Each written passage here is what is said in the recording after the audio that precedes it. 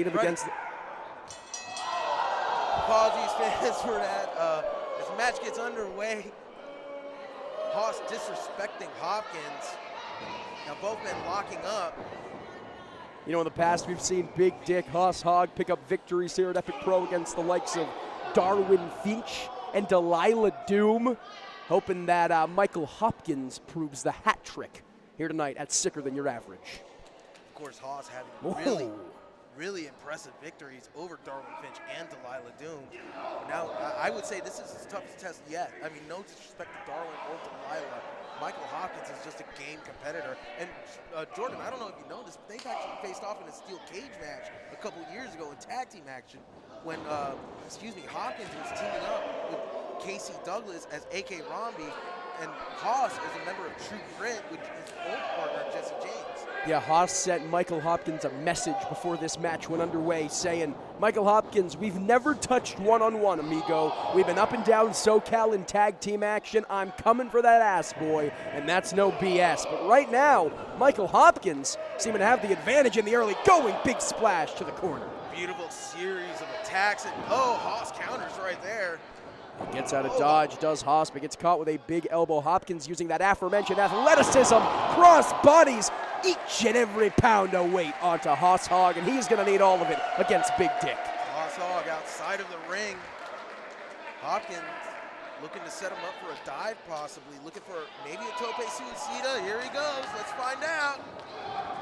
But gets cut off by Hogg, and look at Michael Hopkins just hung out to dry here. The crafty veteran Hogg, he knows his way around the ring, and he knows what his opponents are going to do. I mean, he is one of the youngest veterans in the game. He's been doing this ever since he was a teenager, so he's got all sorts of knowledge of what's going to happen inside the wrestling ring, both not just in tag team action, but also singles action, as you're seeing here. Multifaceted competitors to be sure. My God, Andrew, did you hear that right across the face of Hopkins? I mean, fans, so let me explain to you. The headphones we're wearing for commentary, they cancel out the, I heard that. They cancel out the noise from the crowd and sometimes in the ring, but we could hear those strikes all the way from here. I'm pretty sure they could hear that one in NorCal. Goodness gracious. NorCal, the Pacific Northwest, the rainy West Coast on this weekend.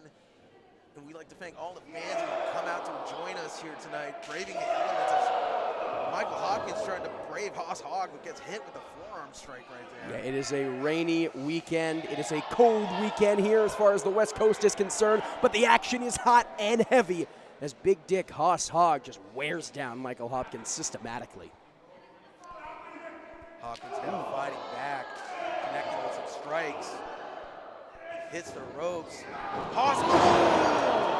Huge boot. Looks like he's caught. Going for the cover here. Deep cover, but Hopkins able to kick out. I mean, great work by Hopkins kicking out of that one. I mean, he got hit hard, but Haas, you have to think this is getting under his skin right now. You can see Jordan looking frustrated. Yeah, right I mean, understandably frustrated. He is undefeated in Epic Pro comparatively. Michael Hopkins is a rookie here. I think Hogg maybe took Hopkins a little lightly and paid for it as Mr. Always Winning sends Haas to that apron, pitches him with a right hand.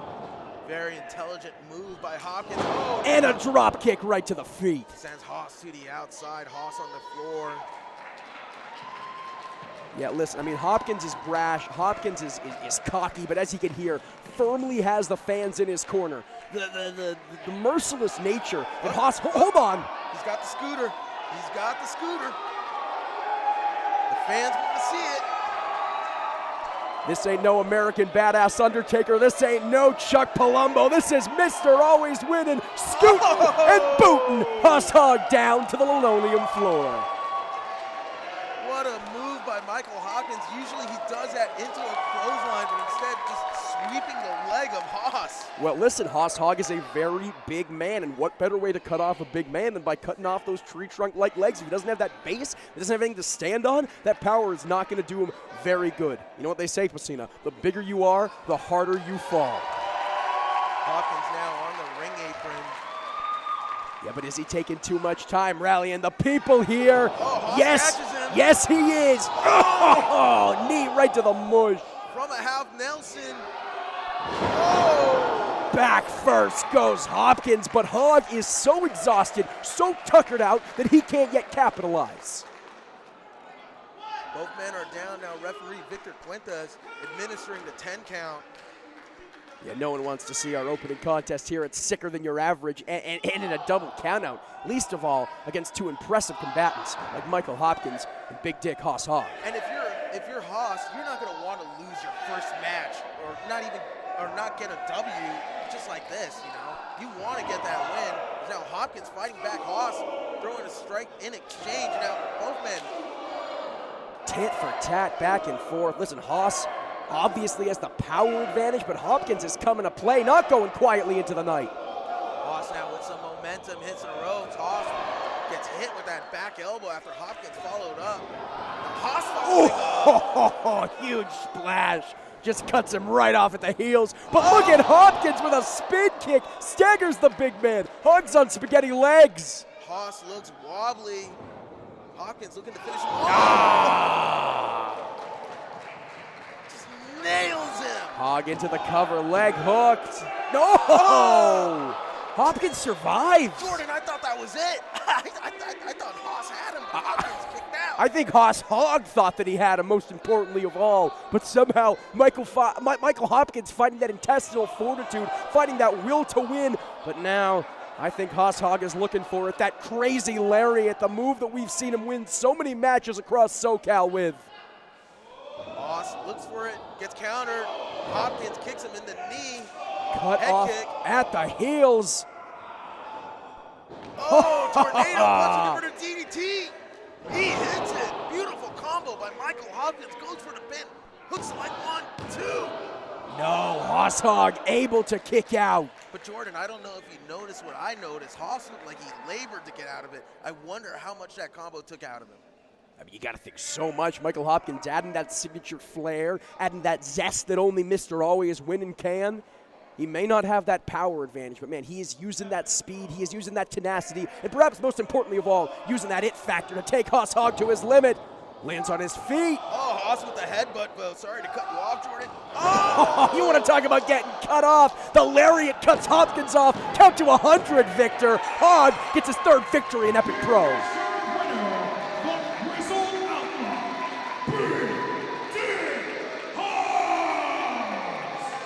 Impressive victory by Big Dick Hoss Hogg to pick up his third win here in Epic Pro. Now 3-0, undefeated here in Epic Pro. Jordan, what a performance. Yeah, what a performance. But again, take nothing away from Michael Hopkins, looking so impressive. Still searching for that elusive W here in Epic Pro.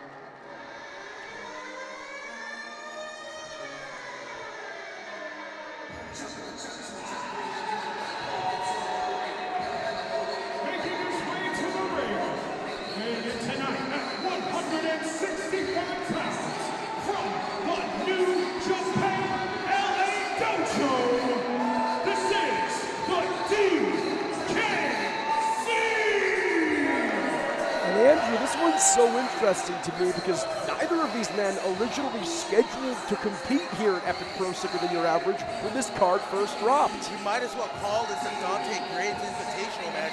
They weren't supposed to be here today.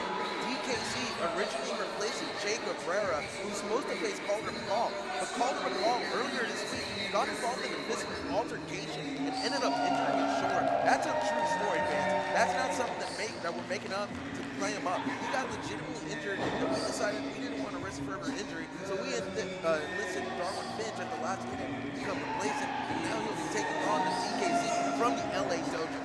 A product of New Japan Pro Wrestling's LA Dojo will more than have his work cut out for him against a product of Santino Brothers Wrestling Academy. No stranger to Epic Pro fans, it is the punk rock Point Dexter himself.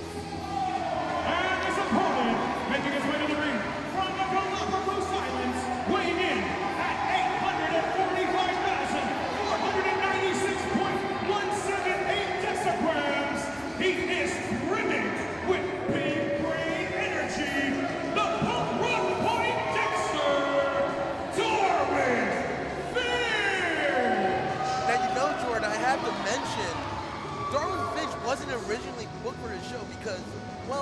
matchmaker owner here. He's a massive stoner, and because of the treats he can get from our friends at Real Kind Meds, he forgot that Darwin was on the roster. I mean, that guy is a goof, I'll just say it. Yeah, I really want to swing on him. But anyway, as I was saying, because of that, he didn't know Darwin Finch was on the roster. And, you know, there was a series of unfortunate events, but thankfully, Darwin is now on the show. Yeah, turning lemons into lemonade. Darwin Finch making the most of the opportunity, and what an opportunity it is. You want to talk about a clash of styles here. It is martial arts versus science class in so many ways, and we literally are at a gymnasium, so how apropos. Hold on, look at Darwin Finch busting a move here. He's shaking his groove thing, Pacina. I mean, fans, I don't know if you keep up with, hold on. Oh, this feels like one of those old breakdancing movies from the late 90s. Trying to serve each other right now. That's what I'm saying, yeah. Like where you had electric boogaloo right now. You had a dance battle in order to save the school gymnasium. Oh, West Side Story. Hold on. Beautiful go behind by DKC. Yeah, fun and games are over. Do not let the theatrics, do not let the charismatic flair of either of these combatants fool you. They can more than handle their own in that squared circle. Now, Jordan, I don't know if you know this, if you follow the SoCal wrestling scene, if you follow Santino Bros, recently Darwin, hold on, Darwin gets taken out. Darwin recently scored with another wrestler's mom. Whoa, my man. Yeah, Darwin's the man. Love Darwin. Now Darwin reversing that hold into a wrist lock. Hoping to score more than just another combatant's mom. Hoping to score his first big win here tonight in Epic Pro. Again, 0-2 here in the Epic Pro record books at our inaugural maiden voyage, going down swinging. We've, of course, mentioned his loss to Big Dick Hogg at our last show. No one left to blame. Fell to Jordan Cruz, hoping for a very different result here tonight against the DKC. I mean, speaking of swinging, we saw Darwin busting out a little swing dancing right there. Now both men going for a Greco-Roman knuckle lock. Darwin now showing his expertise in technical wrestling. Yeah, again, the punk. Hold on. Maybe going for a smooch. That's not someone's mom. That's the DKC. DKC looking for a strike, but got caught. Oh, Darwin with an arm drag. And now it is Darwin using that cerebral thinking man's wrestler's mind to, well, get caught up on that top turnbuckle. Instead, he counters right there. Darwin. Springboard arm drag there from Darwin Finch, deceptively agile, and seals the deal with a drop kick. Kips up into the adulation of the Cudahy faithful. Beautiful work by Darwin. Now going for that twisting elbow drop. He connects. This could be it. No. 2 count only. And of course, the DKC has been featured on AEW Rampage against the cold-hearted, handsome Devil Hook. I mean, this guy's so young in his career, but such a wealth of experience. And he's training under Shibata as well. You got to think, how much game does this guy have? Nice leapfrog there, up and over. You want to talk about game? We're not talking about Finch and a mom. Oh. Darwin there. Beautiful. Beautiful work by both men now. Oh, DKC with a step-up Rana sends Darwin into the ropes. Crucifix takedown there. Oh, bicycle kick right to the back. And Jordan, like I said earlier, these headphones are really good quality. I mean, they're meant for you and I to hear each other and our producer to get talk to us. But we can barely hear Crowder strikes in the ring. But sometimes we hear it in that one kick that DKC threw. We heard it.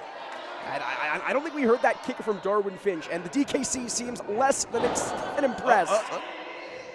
Showing him how it's done, right to the neck. So often we see those kicks to the back. No. That was right to the neck. Yeah, Andrew. I've been kicked in the neck. It sucks. I'm telling you, Jordan, it sucks. Poor Darwin. I don't know how he's standing up right now. Well, he's giving the DKC a taste of his own medicine, but DKC still absorbing it, still saying, hit me with your best shot, kid. It is not enough. Against the ropes. Faked him out, hit a drop kick instead. I don't think the fans are very happy. DKC into the cover, hoping once again to finish this one early, but not to be. Referee Scarlett Donovan officiating this match. Lots of great referees on this card as well, Jordan. I mean, not only do we have the best wrestlers, but we have the best referees. We have one of the best ring announcers too, and Dino Woodward here tonight. Yeah, very excited to have Dino on board. It truly is a who's who, a melting pot of the best of the best of the West. As DKC reveling in it, really taking his time with Darwin Finch. That's where that aforementioned dojo training comes into play. So often we see young wrestlers, they wanna keep the pace quick.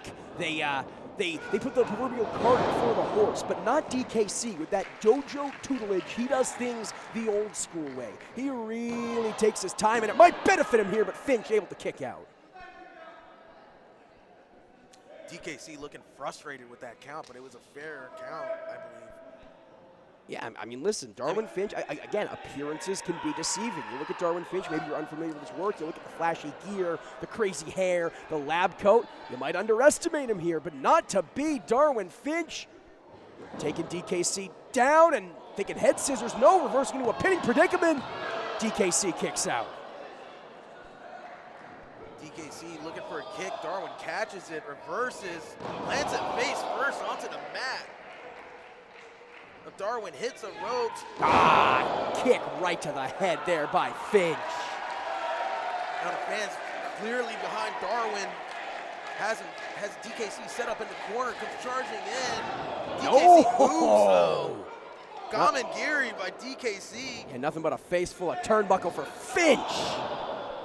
As DKC splashes his entire body weight back first on a Finch. Oh, look. Front flips into him as an attack. I've never seen that before, but that looked cool. Leg hooked, but Finch able to evade. DKC looking frustrated. He cannot stay frustrated. He's got to stay on top of Darwin. It is that innovative offense we talk about, man. Always upping the game, always trying to do something new. That's the DKC's way of life. Encouraging the fans to tell Darwin to stay down. I'm not sure how an effective strategy it's going to be. Darwin Finch is a major fan favorite. When he wasn't announced for this show, people were really upset about it. Oh, Darwin fighting back. And I think Darwin was really upset about it. As we said, making the most of his opportunity here. He knows what a spot on the Epic Pro roster means. It is our Fight Plus debut. He is not taking it lightly, and least of all, not taking it lightly to the DKC. These are some stiff forearms back and forth. Oh, but Darwin with the forearm strike himself. Rocks DKC. DKC now returns fire. Both men just going at it. Darwin with the knee strike. Neither man giving an inch. Oh, big forearm strike again. Big forearm strike from the man with the big brain. Oh. Sit out powerbomb. This could be it. No. What's Darwin going for? Oh, nice submission. Yeah, immediately transitioning into that submission maneuver. Not taking time to gloat. Oh, hold on here. Might get caught with the pinfall. No, DKC looking for a reversal. As I was saying, not taking any hesitation, not taking a single moment. But now, nevertheless, getting caught by the DKC, reversing into a pinfall of his own. Both these men have to be so careful. Shoulders close to the mat. And wisely getting out of that predicament. But now it is DKC. Karate chopping him to hell and high water, right to the chest. I don't care if Darwin has that shirt. Oh my God, he is the master of the death touch. That is DKC, and he looks like he's killed Darwin. And again, those signature flips, this time landing back first, senton style, leg hooked. No, but Darwin able to survive. You know, if you're Darwin Finch, what you really have to look out for, speaking of those chops, is that top rope chop. How many opponents have we seen DKC put out with that maneuver? I've seen it several times here in the local scene. Now DKC getting a hold of Darwin. Darwin making his way back to his feet. DKC now. Oh, Darwin fights back. Excuse me. Ducks a clothesline. Maybe thinking gory to sleep. He calls that the Hadron Collider. That is the machine they use to make bombs and hoping to make a bomb of a victory here in Epic Pro. No! DKC kicks out. I thought he had him right there. I thought he had him right there. Wow. I think Darwin thought he had him, Andrew. Darwin, now what's he going for? Maybe thinking knee capacitator, but not to be. Oh, back fist to the future. Oh, super kick from DKC. And now DKC has him on his shoulders. Almost a makeshift spine buster, Death Valley driver. That was a nice single leg pickup takedown by DKC. Now DKC going to the top rope. Maybe thinking that signature karate chop. Yes! This is crazy. Just dropped him in the face from the top rope. And with that, in his Epic Pro debut, DKC picks up the win.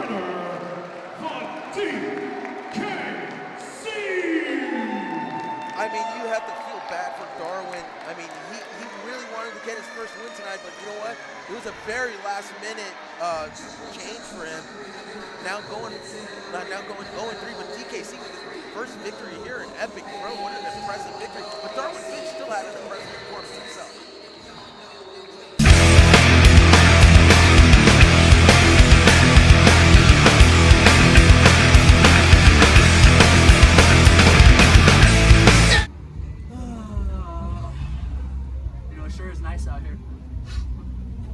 I love to just put on my tights and, wrap my wrists and come out here and just ponder life, wins, losses, matchups. And one of the matchups that I've been pondering is this match that I have coming up with Adrian Quest, February 25th at Epic Pro. Now I know what a win over Adrian Quest means. It's meaningful, it's respectable. I don't know how I'm gonna do it,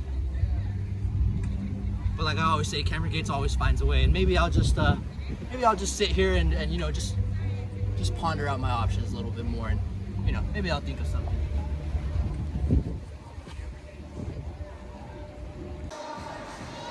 Of course, the owner and designer of Bermuda, a glorious streetwear brand. You always see him wearing it to the ring in the form of that cap and shirt.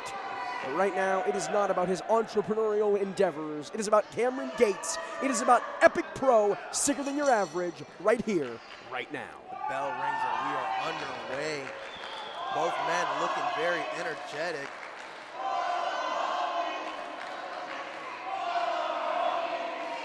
The fans clearly behind Adrian Quest. Yeah, and if you're Cameron Gates, you gotta wonder, does that get in your head at all? I don't think it ever does with Cameron. He's a very hard-headed, steadfast competitor who never lets things get to him.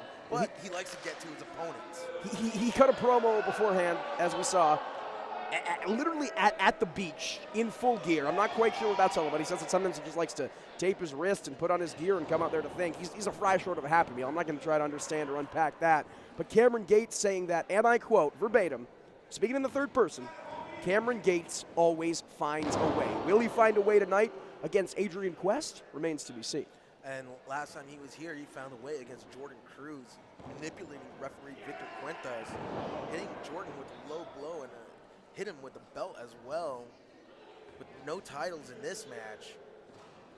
No, this is all about pride. This is all about bragging rights. And as we mentioned, Epic Pro in so many ways still in its infancy. People still vying for spots, vying for that placement on the card.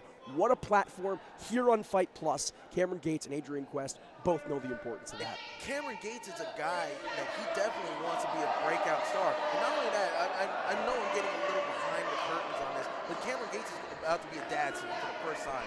And there's nothing that motivates a person more than having a kid and wanting to do the best they can for that kid. It's just to bring in more money. And how do you bring in more money in professional wrestling, Jordan? You win a match, Exactly. you go to the pay window. That's what Cam's trying to do here, trying to build a future for his baby boy. Yeah, but Adrian Quest not going to let him go down easily, not going to let him walk to the pay window without a fight. Beautiful work by Cam to counter that, looking for an armbar possibly. Quest with some good defense on that armbar.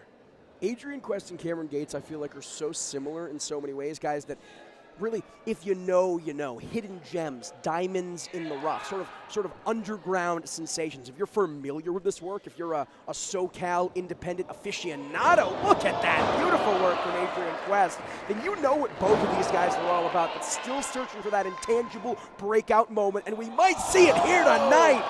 Beautiful 720 splash by Adrian Quest. Hits Cam with the drop kick. And now it is Adrian Quest going for the cover, trying to capitalize. Cameron Gates survives. Adrian Quest coming into this match with a long, how many times can I say long? Is it long? very long career experience. I mean, he's young. He's still in his mid-20s, but he started out when he was 12 years old. It's a suplex right there. Trained under guys like T.J. Cover here. Excuse me. Trained under guys like T.J. Perkins when he was just 12 years old. Think about that. Yeah, currently one half of the IWGP Junior Heavyweight Tag Team Champions. And these are the guys that Adrian Quest is sitting under the learning tree of. But right now, sitting, or shall I say standing, perhaps is more apropos, in the corner of that ring. Oh, just getting leveled with shots to the gut by by Cameron Gates. Getting his midsection worked on, that's going to take a bit out of him.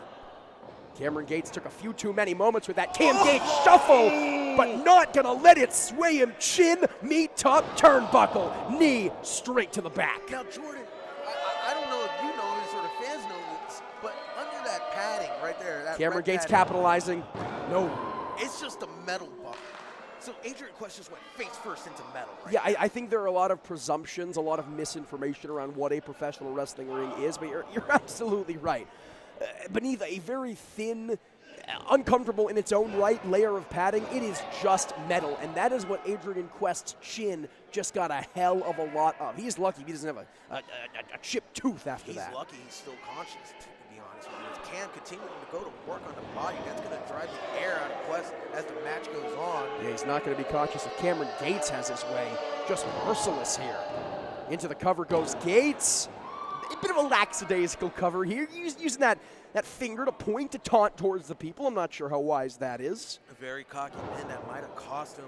A very cocky pin from a very cocky man. I mean, let's call it like we see it. He has a right to be cocky. He's damn good. He's a champion across SoCal, but Cameron Gates has a very, very, very healthy ego.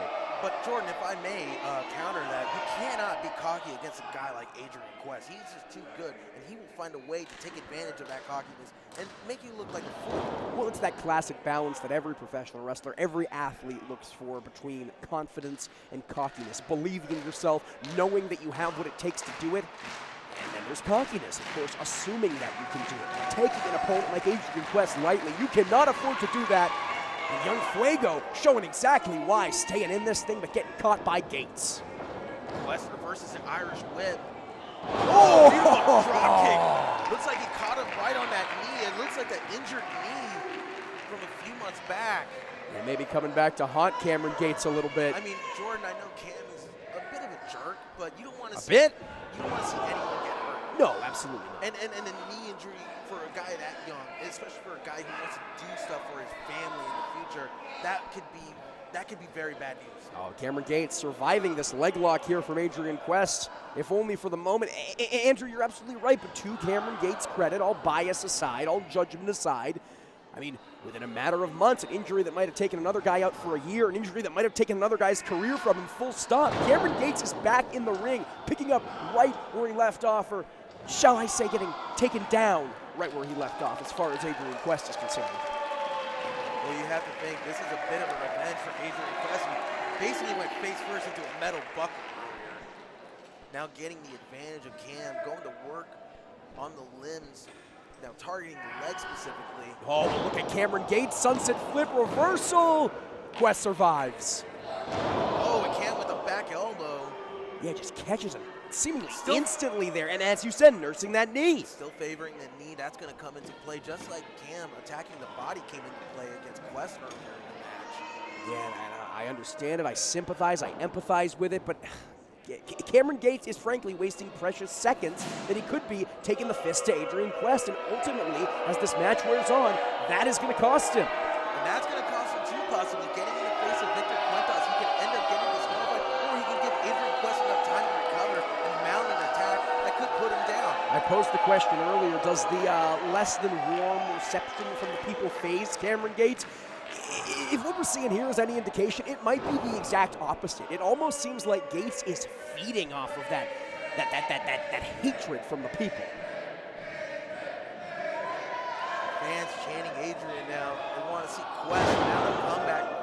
Cam still in control. Slams him down, follows it up with an elbow drop. Another lackadaisical cover. Again, I'm not sure what he's thinking. Maybe trying to get him ahead of Adrian Quest. You can't argue with that time-tested strategy. I could definitely see that, Jordan. As I've said many times before, the old adage, always stays the same. A mad fighter is a bad fighter.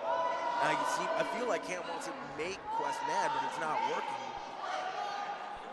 Yeah, and again, feeding off those people, not in the traditional sense of the word. Jaw-jacking with old Wendy here in the front row. What is Gates setting up for? He's got Quest in his shoulder on the top rope. Come on. What are we doing here? Gates, your knee, man. Come on. This has Bad News Bears written all over it. And Astro with the elbow strike, trying just to counter. using those hammer and anvil elbows to escape by any means necessary. Top rope. Rana takes Gates down. A nice counter Frankensteiner by Quest. Down goes Cam. Cam looks exhausted. There you can see on our monitor trying to shake the cobwebs off. Andrew, it's a nice counter, but I mean, this is no popularity contest. It's not a bake sale. It doesn't matter how nice it is. Adrian Quest doesn't know where he is right now. He can't capitalize. He can't try to tap out Cam Gates. He can't pin his shoulders to the mat. 1, 2, 3. But you also have to realize, Jordan, he's done damage, a lot of damage to Cam Gates, possibly more damage than to himself. Yeah, and it finally seems like Cam Gates back up to his feet, getting caught with a clothesline. Back elbow. Ducks the shot. Nice back body drop, takes him down. Cam in a lot of pain. First his leg, now his back is bothering him. Quest gets started again, hits him with the uppercut. Now Adrian Quest is Sends bothering him to the him. outside. This is very Fans dangerous, very better dangerous. get out of the way. Dangerous for Gates with an injury, and dangerous for Gates because we know Quest loves to fly. Acai moonsault! Into the front row. Jordan, Jinx, you owe me a Coke. I may owe you a Coke, but man, oh man, Adrian Quest is hoping that it gets him a whole lot more than a soda. He wants that 1, 2, 3. And speaking of beverages, almost took a fan's Gatorade there. Oh, looks like they're gonna have to buy another one at the merch table. A nice hearty refreshment for Young Fuego. That's gonna be $2 there. Our owner wants that money, Adrian. Adrian Quest taking Cam Gates back into the ring. Doesn't matter, again, as I said, how pretty the move looks. You got to pin him. You got to take him down. Now Quest on the top rope. Cam back on his feet. Cam ducks out of the way. Yeah, Quest Hits lands him on with his a big boot. lands on his feet, but not on his feet anymore. What's Cam Gates setting up for? Picks him up. Spikes him down. My God. No. Oh! Adrian Quest kicks out. I cannot believe it, Jordan. Listen, Pacina, this match is over 6 months in the making. We know how much this match means to both of these combatants. It was supposed to happen last year. They've been thinking about this and stewing on this one for so long. Cam off the middle rope, going for a DDT, gets countered. Quest now Yeah, I was thinking. looking to stay on top of him, going back to that leg with a dragon screw. I was thinking tornado DDT, tilt-a-whirl DDT, but instead gets dragon screw leg whipped. You got to think that is agony for the injured knee. Oh, what's Quest going for here? Oh, maybe thinking Oh! clover leaf. This is A gorgeous. modified version of that clover leaf, where he's basically got Cam's bottom leg totally trapped. Yeah, and Cam Gates is dead center in the middle of that ring. He's trying to reach for that ropes, but he is far away, man. This might be all she wrote for Gates tonight. Adrian Quest obviously did his homework tonight. He knew that knee was going to be a problem for Cam, and it obviously is a problem. Well, sure, take nothing away from Quest, a student of the game. I'm sure he did his homework, but Cam Gates was not exactly keeping it a secret. I mean, he was trying to beat some sense back into that knee. He was rubbing it. He was massaging it. Really kind of put the target on himself in so many ways. That's right, Cam. His knee injury highly publicized. Highly publicized for Oh, the highly recommended one, and once Gets sent again, face first into that buckle. I mean, again, the padding's not very thick. It's very thin. Cam now going for a DDT again. He connects. might not have been pretty, but it damn sure is effective. Will it be effective enough to win Cameron Gates this matchup, his second here at Epic Pro? It doesn't have to be pretty. It just has to do damage. Yeah, but it did not do enough damage to put Adrian Quest away. Cam Gates looking a little frustrated, burying his face in his hands.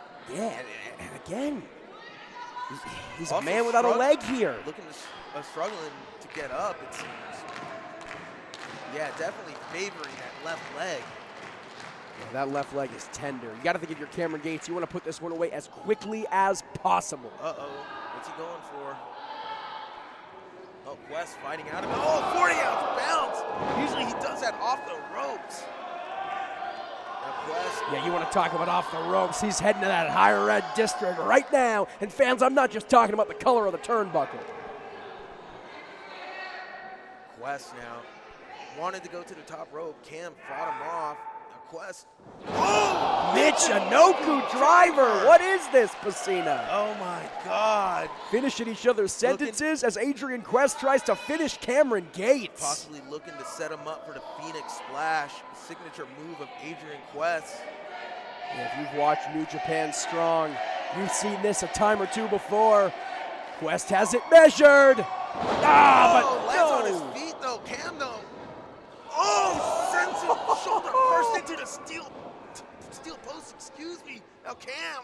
Yeah, people say the apron's the hardest part of the ring. It is that post. It's over. Cameron Gates picks up the win.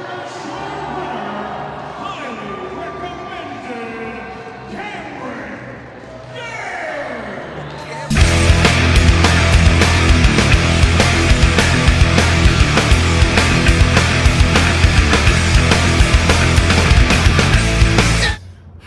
February 25th, Epic Pro Wrestling. The Brothers Divine make our return. And you know, there's not a lot of teams left that we haven't been in the ring with, but the match that we got for Epic Pro, DoomFly. First time ever, Brendan. Delilah Doom, Eli Everfly, you guys are a hell of a team. Dynamic, partners for a long time, just like the Brothers Divine.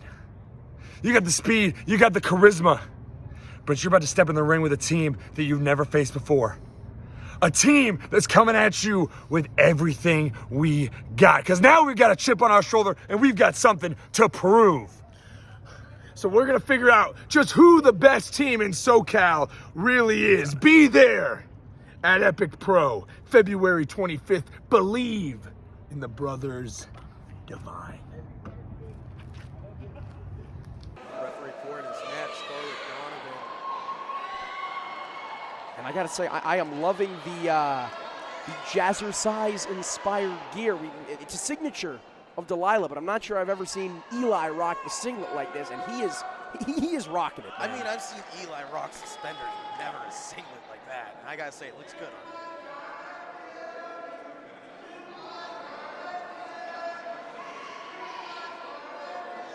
Well, the fans staunchly behind DoomFly. We mentioned the, shall we say, polarizing response to the Brothers Divine. There's no question about it. People love Eli and Delilah. What's not to love? Look at that, ducks the line, looking for a hot start. Where are the Brothers Divine? And now DoomFly taking the fight to their larger opposition. They weren't even waiting for the bell to ring to get this started. Oh, stereo head scissors into octopus stretches. Look at this, man. Excuse me. Look, I know they're husband and wife, as you said, not trying to talk out of school, not trying to peel the curtain back too much, but the synchronicity here is unbelievable. Oh, I mean, this is an amazing match we have here. Two brothers. Maybe thinking stereo tiger fate kick. Yes, they are. Dial it up, baby. Beautiful double team work by DoomFly, sending Brendan and Danny to the outside. I'm not sure DoomFly's area code, but just imagine that's what I said there. That's Would have sounded very cool. It's probably 562. Delilah with the tope suicida. With the assist from Eli, holding the rope open, and they say chivalry is dead. This is beautiful teamwork by these two. Now Eli looking to go to the air himself. Acai moonsault. And lands on his feet. Eat your heart out, Ultimo Dragon. This match starting out fast and furious right from the jump. You want to talk about jumping, Eli and Delilah, no strangers to that. They are not called DoomFly for a reason. We're going to see a hell of a lot of jumping. Maybe Delilah's going to make me eat my words. We're going to put this one away early with Danny back in the ring. Now Eli and Delilah with some double team offense. Eli with a step up into Gary. Delilah comes charging in, hits Danny with the shoulder block to the midsection. Excuse me, now with some knees to follow up. But Brendan pulling Eli out of the ring. Delilah doesn't know what's in store. But Brendan. Oh, Brendan gets caught himself. And look at this from Delilah. She's not a large woman per se, but she is taking out these two fully grown men like it is nobody's business. And as soon as I say it, gets caught with a super kick. See ya later, boy. Belly to back into a neck breaker combination. 1, 2, 2 count only.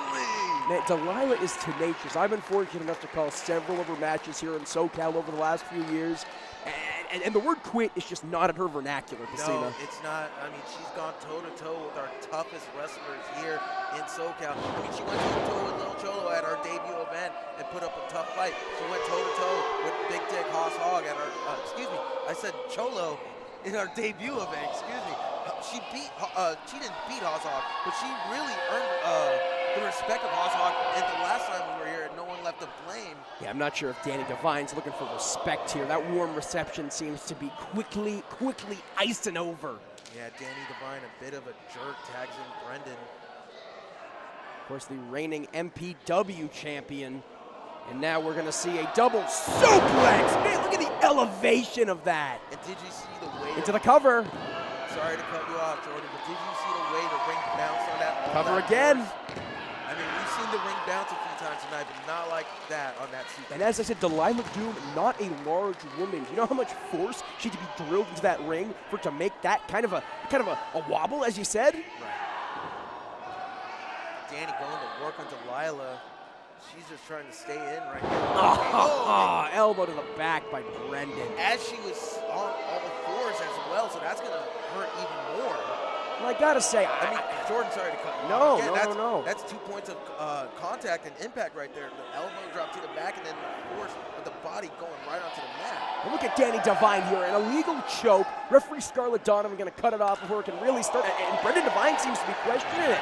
I'm not sure if it was from a moral standpoint or just not wanting to get himself disqualified, but either way, Delilah Doom with a flurry, fingertips away from Eli. Inches away from Danny with a Gamengiri to the back of Delilah's head, but Delilah, gets caught. Gets caught with Gamengiri, a draping backbreaker combination. Leg right hook. there. No. And did you see the way Brendan hooked the legs and grabbed the back of Delilah's heels to get extra leverage? Of course, it didn't work on that pin, but that was a great strategy by Brendan right there. Yeah, it was a great strategy, and I do want to point to that moment of hesitation. Brendan saying to Danny, "What are you doing?" Again, I'm not sure if that was them being. Oh, excuse me, Delilah Doom with huge shots here. Yeah, and I don't think our cameras picked up on it, but Brendan was arguing with the fan in the front row. I really think, and I hate to say this, I hate to get involved in family business, but I think that Danny, these two, of course, brothers, I think Danny is a bad influence on Brendan. I've worked with Brendan before as Danny goes for the cover, tries to finish off Delilah, not yet. I've worked a few shows with Brandon riding solo. He comes out to songs from the Shrek soundtrack. He's a fun-loving, he's a good-natured guy. But for some reason, whenever he's in there with Danny, we see this mean spirit. We see this nefarious streak come out to play, and I really think that's Danny poisoning the good nature of Brendan Devine. I'll be honest with you, Jordan. I've known Brendan and Danny for years. They're pretty much the same person. Like, they might have different personalities and characters, but they're pretty much the same. Brendan has an evil side in him. I think even more evil than Danny.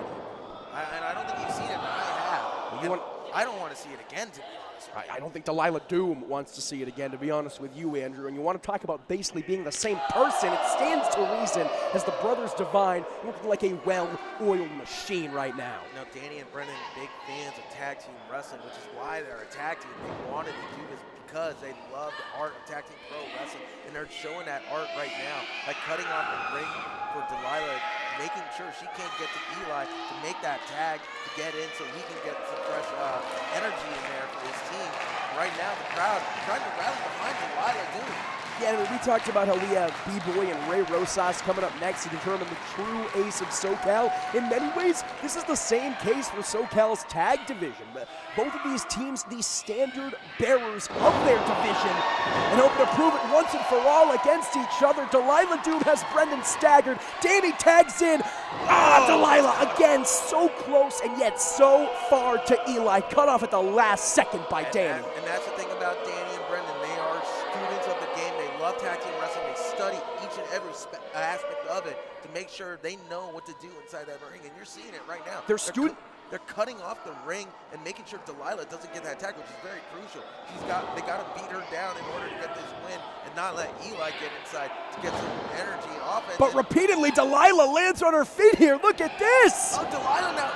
And finally gets the tag. The fans not on their feet, but they're excited. Eli on his feet. Super kick to the midsection, super kick to the head. And Eli's just been brimming, man. He's been boiling, waiting for this. Lands on his feet. Anything Delilah can do, he can do better. Ducks the line once again. Tilt-a-whirl DDT. Oh, and look how he spiked Danny's head. Kip up, going for it again. Kip up while never letting go of Danny's neck. So impressive from Eli. And now he's got both brothers Divine. Oh, they're trying to counter. Oh, but Eli counters the counter with a double DDT on his own. Kip up to his feet. La Mosca looking like a house of fire. And Delilah only needed a momentary respite, Pacina. She's back in this thing. We're thinking Tiger Feint kick once again. Going for it at 3-2-3, 5-6-2. Trying to think of area code here in LA. But went to the well one too many times. The brothers Divine had it scouted. Stereo spine buster. Going for the pin, Scarlet Donovan makes the count. But count only. Eli is the fresher of the combatants, if you can remember. It might seem like a long-lost memory after those spine busters, but he's only been in the ring for a minute or so. That's right. He's definitely got more energy in him right now, but who knows how much damage has been done. Frequent tags, smart, classic tag team wrestling from the brothers Divine. You know, they cut a promo in their own right that we saw a little bit earlier on where they said, DoomFly, you got the speed. You got the Eli, hold on! Sorry to interrupt you, No, Jordan. there's that speed that I was mentioning. Delilah Doom, even in the odds. Delilah possibly going for a Code Red Oceanic, maybe? Oh, Eli! Tag team offense, lung blower into the Code Red. Great double team offense. Leg by hooked. DoomFly. No. Fans, I mean, if you saw this match announced on social media and you expected great tag team wrestling, well, you're getting it right now. Yeah, you're getting it in spades. I got to say, both these teams showing out and showing up in a way I don't think anyone expected. Danny's draped on the ropes. What's Eli thinking? Oh, leg drop across the back while Delilah drops Danny face first onto the mat. And I mean, you know, I used the phrase earlier, the bigger they are, the harder they fall. Wait, Eli going for a tope possibly?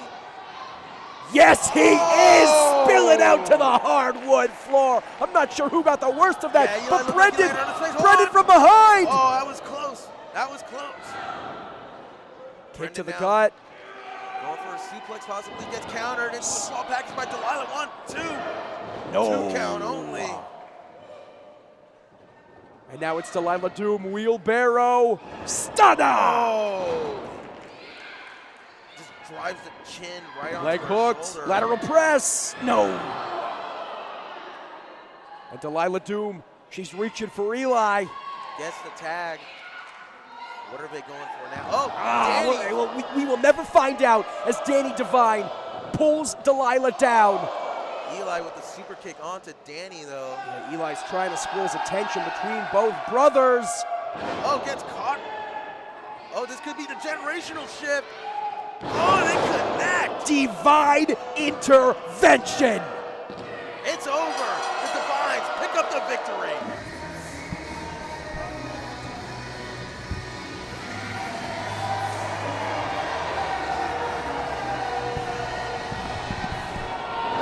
DoomFly with a measure of revenge in the form of a couple of stunners.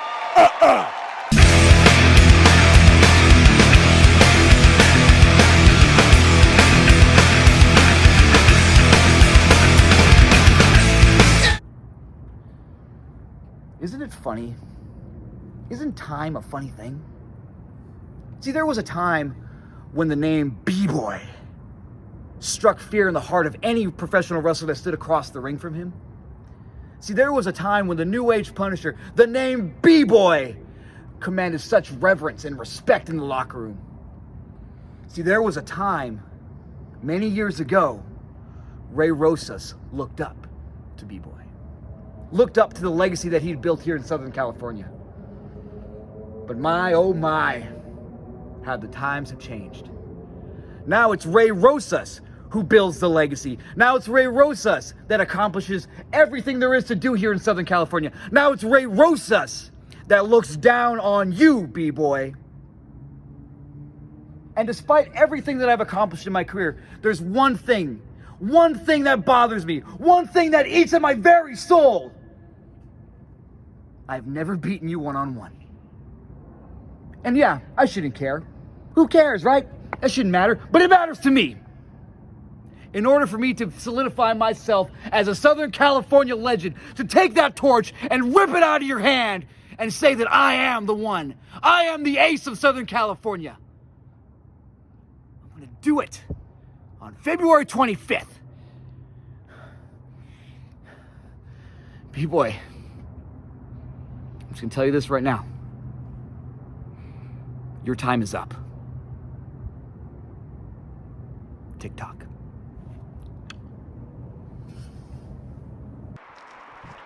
You know, the time is coming closer to Epic Pro, sicker than your average, on February 25th.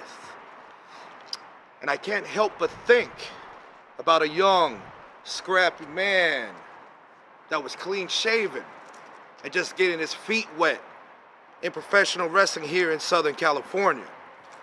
And his name is Rosas. You see, Ray, there's a lot of similarities and comparisons between you and myself. We are both journeymen in this business. We are both coaches in this business. You and myself have gone up and down and have wrestled against each other in multiple and many promotions here in Southern California. But you see, Ray, there's a difference. There is a huge difference between you and me. You see, Ray, you have all this confidence in your abilities. But when it comes to me, you don't have confidence in me. And you don't have confidence in yourself to beat me. You know, there's an old saying that confidence is a boundary between ego. And you see, I'm built on reputation. You are built on hype. And here's something that I want you to understand. You can have all this confidence in the world, Ray, but here's a reality check. You have never beaten me. And do you want to know why? Listen to me when I say this. Look into my eyes when I say this. It's because you were never better than me. Let that register, and I will see you on the 25th, Ace. I bought a tape 20 years ago called Best of the Best 3. Featured some of the best talent in professional wrestling. It was a 16-man tournament. And you know who won that tournament? Who? B-Boy. B-Boy has won some of the biggest tournaments in the world of professional wrestling. Won some of the biggest titles in professional wrestling in his 23, 24, 25-year career. Ray Rosas wishes he could accomplish that. I'm not saying that as an insult. Ray Rosas genuinely wants to be seen at the same level as B-Boy. But B-Boy has accomplished so much that it's kind of out of the realm for Ray to get to that. I mean, he'd have to win numerous top tournaments in independent wrestling, and I know he can do that. But in Ray's mind tonight, getting a win over B-Boy is just as good as all of the accomplishments B-Boy has gotten over the years. It is quality over quantity for Ray Rosas. He feels like if he can finally pin B-Boy's shoulders down to the mat, 1, 2, 3, if he can finally make B-Boy tap out, then it will all be worth it. He can finally stake his claim as the ace. But that is easier said than done, Pacino.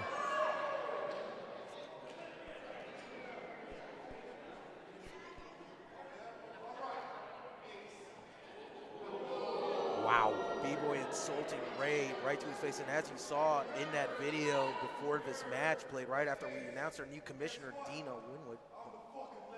Oh, some harsh words from B-Boy. B-Boy, he was very insulted by what Ray said. Now he wants to take that out on Ray. Well, I mean, how can you argue with B-Boy? Ray Rosas saying that there was a time when the name B-Boy struck fear into the heart of any professional wrestler who stood across the ace from him. There was a time, as if that's still not true, as if B-Boy's not still one of the most dominant wrestlers in all of independent wrestling, as if B-Boy's still not a locker room leader. How could you not be disrespected if you're the OG?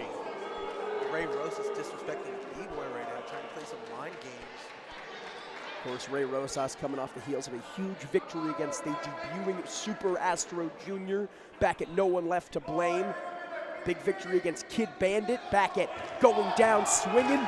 Looking for the hat trick. We're going to remain undefeated in Epic Pro. And that had to be the standard here at Epic Pro Wrestling. That match went 30 minutes and they killed each other.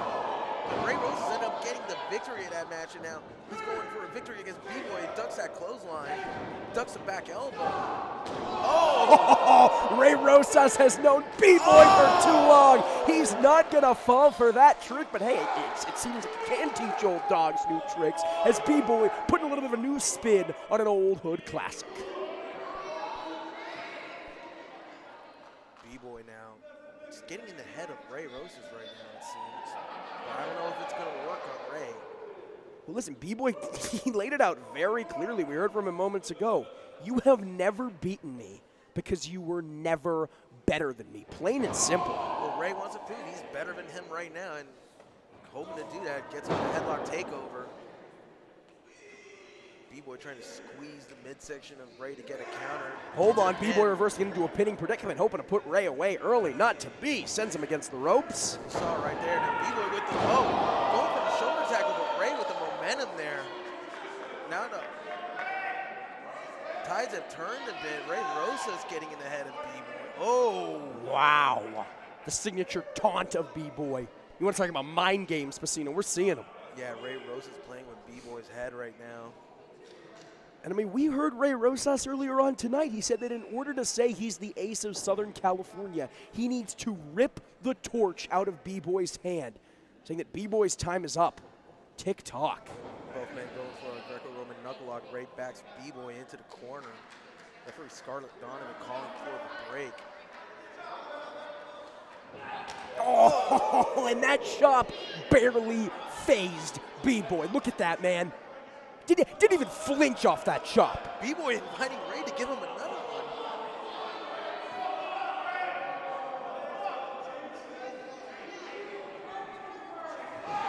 Ray comes charging in.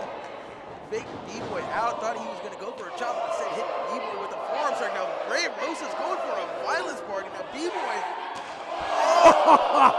Oh, man. All he needed was one to send Ray over the top. Yeah, listen, B-Boy is not a giant in the traditional professional wrestling sense of the word, but that was one of the hardest, meanest, gnarliest chops I have ever seen, and perhaps more importantly, heard. B-Boy stalking Ray. Oh! Gets him again. If it ain't broke, don't fix it. I'm gonna break the chest cavity of Ray Rosas here as he gives him a seat. How kind is B-Boy? That's a $25 ticket on Eventbrite, 40 at the door. I hope Ray's paying for that. Looking for a trip around the world is B-Boy, rallying the people behind him.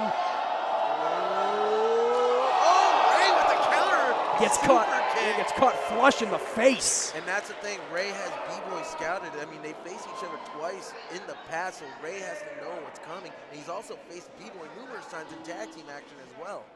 But it is all about that singles win, man. It is all about that elusive singles win. You can't pin the blame. You can't pin the credit on any tag team partner. Mano y mano. That is the victory Rosas needs against B-Boy. Exactly, Jordan. It's the church of what's happening now here in Epic Pro. It's what's happening now. Ray Rosas going for an Irish whip, sends B-Boy pillar to post. Ray Rosas looking to go for a smashing down. Oh, just a Superman spear right into the midsection of B-Boy. Shades of Scott Lost. Yeah, we've seen a lot of great, young, hot, up-and-coming talent as Ray Rosas just sits out with a senton leg hook to B-Boy, able to kick out.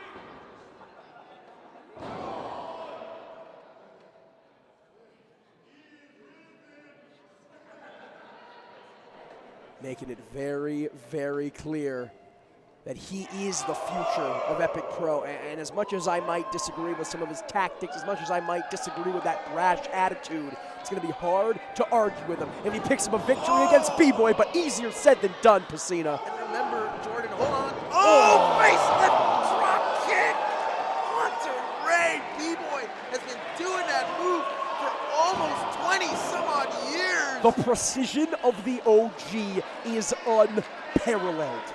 B-Boy looking focused, looking like a man possessed tonight. Well, listen, I mean, B-Boy had some really strong words for Ray Rosas, saying that he's never beaten him because he's never better than him. All of that gets flushed down the toilet if Ray Rosas beats him. B-Boy knows that.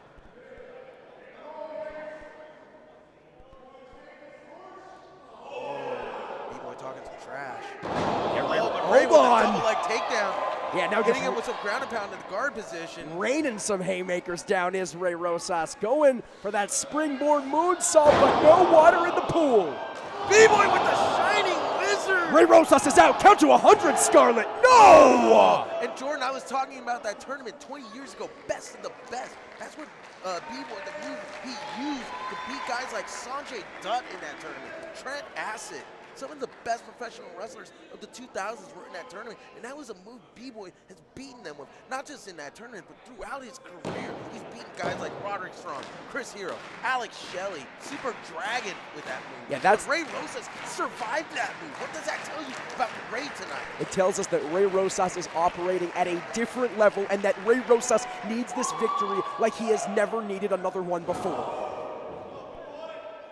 Of course, such stark similarities between both of these men, as B-Boy himself pointed out. Both of them are journeymen. Both of them are teachers. But I think where they really differ is in terms of their attitude. B-Boy doesn't make excuses. Ray Rosas, on the other hand, Ray Rosas, it's always someone else's fault. It's always someone else's problem. It's always an issue with the fans or the official or Commissioner Dino. Ray Rosas can never take accountability, but if he wants to beat B-Boy, it's what he's going to need to do. Oh, step up into Geary by Ray. Catches B-Boy in the back of the head. There is no hair to cushion that blow. Ray Rosas up and over. Nice roll around. Hits the smash, going for the dash right there. We saw this against Super Astro Jr.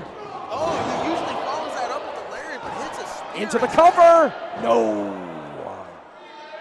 I mean, that was a great combo by Ray, but B-Boy, he's got so much grit, so much toughness, and so much tenacity. Yeah, Andrew, in the same way that Ray Rosas had so much of B-Boy's offense scouted, you got to think B-Boy has so much of Ray's offense scouted. So why not get a step ahead of him and adjust some of your signature combinations, some of your signature combos in order to keep him on his feet? As I've said before, I mean, this is their third singles contest, but they've also faced each other over 20 times in various matches, from tag team matches to scramble matches to trios matches. And, you know, they know each other so well in any situation, Jordan. And you have to think, how does that play in, excuse me, I'm jumbling all over my words here. Please save me, Jordan. Well, it seems like Ray Rosas, maybe a second of respite, maybe Clothesline backbreaker. cover shades, here. Shades of Chris Bosch, not the NBA player, the professional wrestler who used to wrestle for PWG. Yeah, Another man hold on. Ray Rosas maybe going for that signature Stingray. And it was so interesting there a moment ago, Andrew. Ray Rosas maybe second-guessing himself, maybe showing a glimmer of remorse, a glimmer of care for a brother that he has shared countless locker rooms and car rides and rings with over the years. But I mean, that went out the window within seconds when he realized the severity of where he is. It's epic pro wrestling. It's sicker than your average. It's our Fight Plus debut, and it might feature Ray Rosas' first loss in Epic Pro if B-Boy and this ankle lock have anything to say about it. Yeah, B-Boy now with that toe hold, just grabbing at the toes and just twisting the foot out of position. It hurts, Jordan. I'm telling you, it hurts. Yeah, it hurts like hell. Look at Ray Rosas writhing around. He's reaching for that bottom rope. You hear him scream in agony. Ray is a tough guy. Say what you will about him. He is a strong-willed, hard-hearted individual, but right now he is crying out like the Dickens. Yeah, Jordan, as you heard right there in that moment of silence right there, you know, you can hear Ray screaming in agony. And Ray looking for a reversal. And that's the thing about leg locks. They can be easily reversed. Into a sharpshooter here. Oh. I just look at that torque reaching right under the knee. You're really pulling the damn thing out of its socket here, Pacina. Just getting his feet underneath armpits and then using the knee for leverage of B-Boy. B-Boy gets the ropes. Great shot by our cameraman there. Yeah, and Ray Rosas taking every second he can, but finally has to release that hold. Looks like maybe a bit of torque in that ankle. Maybe feeling that ankle a little bit, Andrew. I mean, as I mentioned about Cam Gates having a knee injury recently, Ray Rosas has had a history of knee injuries. He had a knee surgery a couple of years ago. So you got to wonder, how does that play into effect? Because knees and shoulders, I should mention, they don't heal as properly as the other parts of the body do. But I can tell you that from firsthand experience, I have a jacked up right shoulder. It's never going to be better. And you know, if that happens to your knee, I mean, I'd hate to think about how you'd be able to perform in that ring. B-Boy might have a jacked up right shoulder if Ray Rosas lands any more of those axe handles, but tries to stop him from doing so, courtesy of a big right hook right in the face. Ray now grabbing a hold of B-Boy. Delivers a right hand.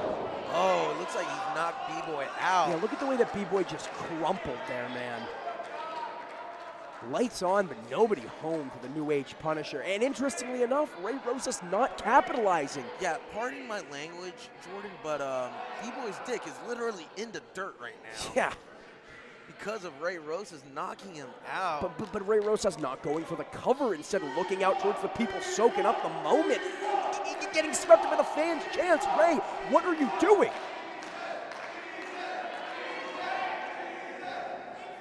Fans trying to rally behind B-Boy. B-Boy countering that suplex or brainbuster attempt. Ray with some clubbing forearms, with the clubbing forearm to the back. B-Boy with the reversal. Ray lands on his feet. Now it is Ray Rosas with a boot right to the face, going up top, it gets caught, smash across the face, and now B-Boy may be thinking.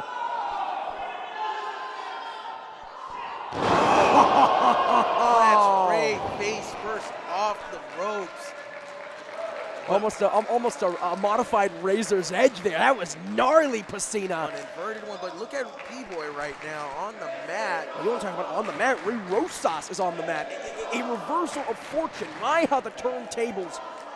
You have to wonder how much that took out of B-Boy as much as it did out of Ray Rosas. Yeah, no, I mean, B-Boy was in a very prone position, perhaps hitting that maneuver on instinct alone. And interestingly enough, it seems like Ray Rosas maybe making his way to his feet first, or at least at the same time as B-Boy. We're really at a stalemate here. You got to think the next big move will play a big, if not instrumental part in who walks away the victor and who can truly call themselves the ace of Southern California. Both men now back to their feet. The fans are coming alive. Face to face.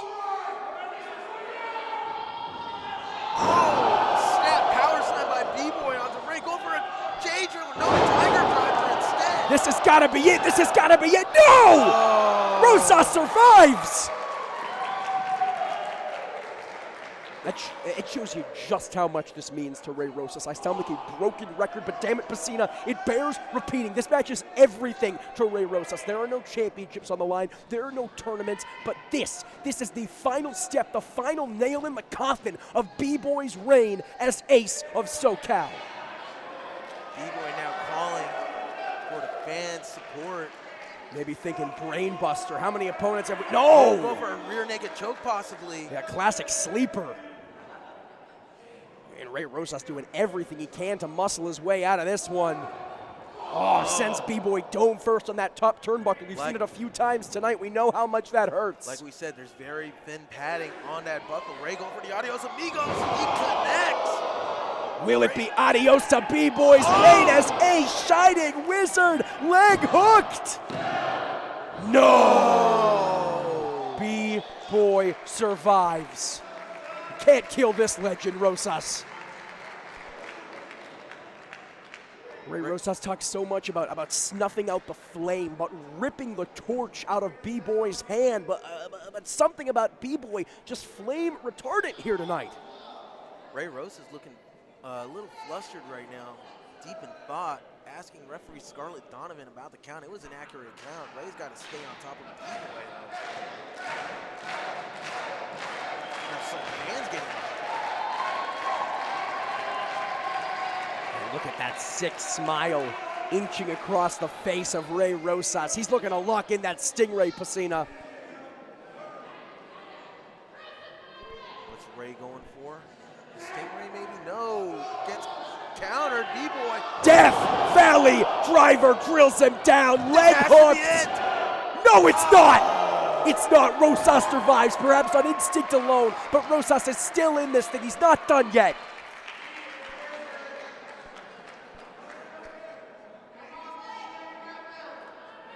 And look at B-Boy here just clutching at his face. He can hardly believe it. He's hit Ray Rosas with so much. You listed the numerous names, the legends of professional wrestling that B-Boy has put away with less, but still, B-Boy lives on.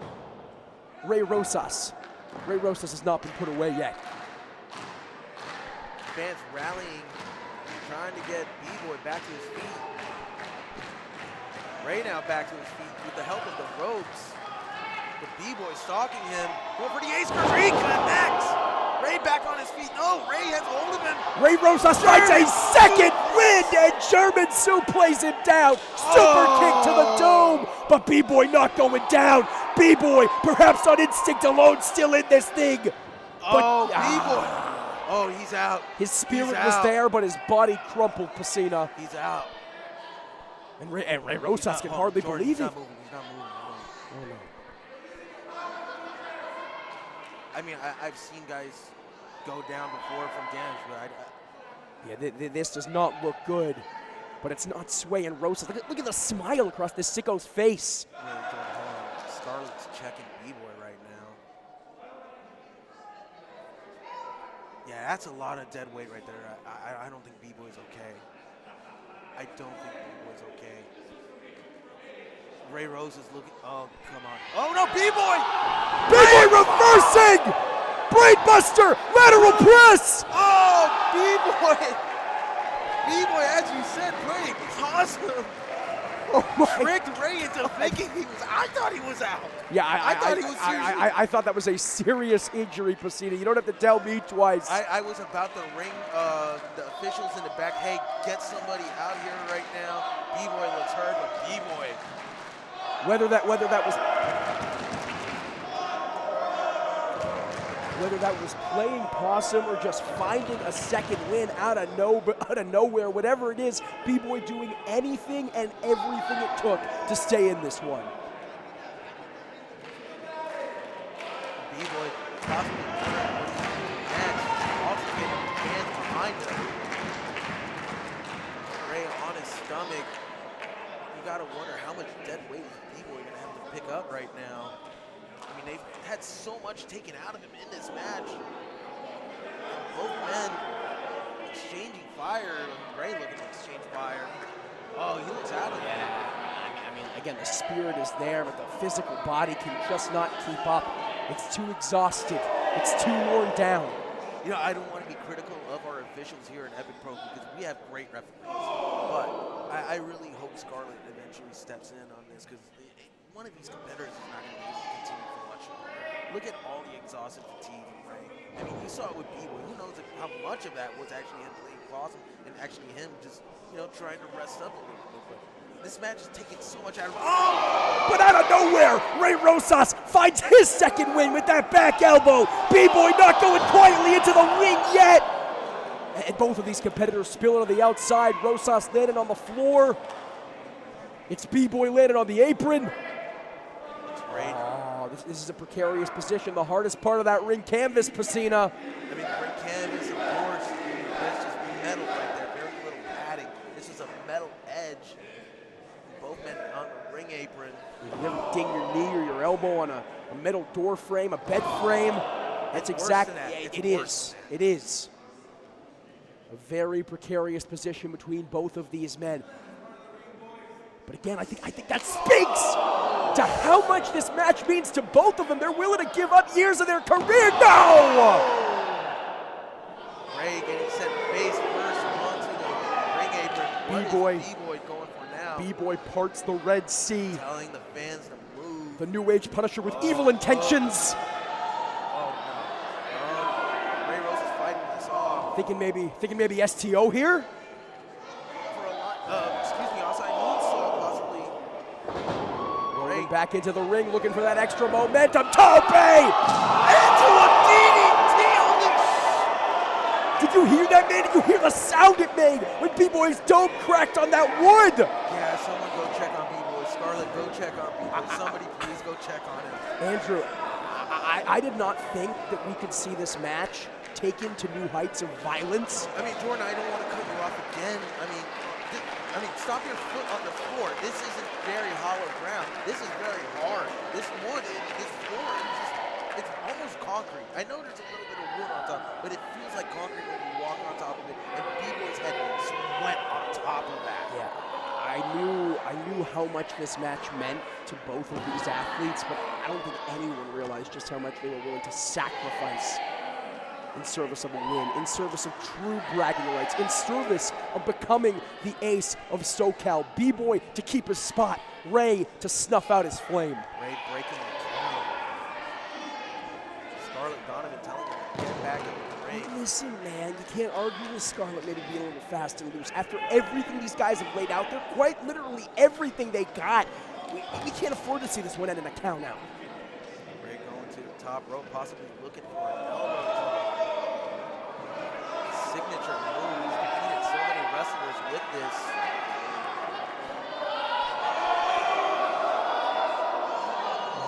Rosas so exhausted. B-Boy being defiant, trying to get up. Ray. Elbow drop lands, but B-Boy! Kicked out at one. B-Boy kicked out at one.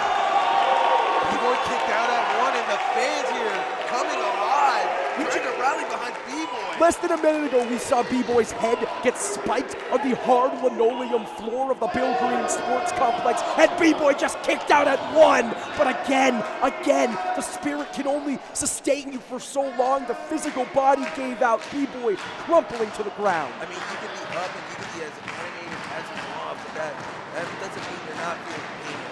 Oh, I mean, B-Boy is a tough guy. You can try to tough it out for as long as you can, but at a certain point, your body is just not going to be there to support that fortitude, that will to win that your mind and spirit and soul have.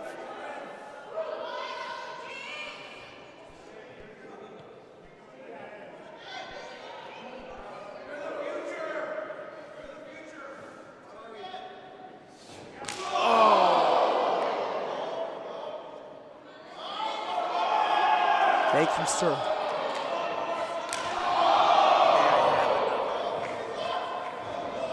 B-Boy using the ropes to stand. Ray, And finally, the super kick sends him down. oh, but Ray now with that full Nelson. The Stingray is locked in. Sort of modified Winds of Saturn move. I don't know if it's in B-Boy's DNA to tap out, but he might have no choice here, Andrew. And I also have to wonder if B-Boy. Hold on, reversing into a cover. Ray Rosas just kicking it straight in the face. Come on, what is this? Knees to the head of a grounded opponent. It's illegal in MMA because it's very dangerous. Legal here in pro wrestling. And B-Boy's knocked out. B-Boy's out cold. That's a referee stop.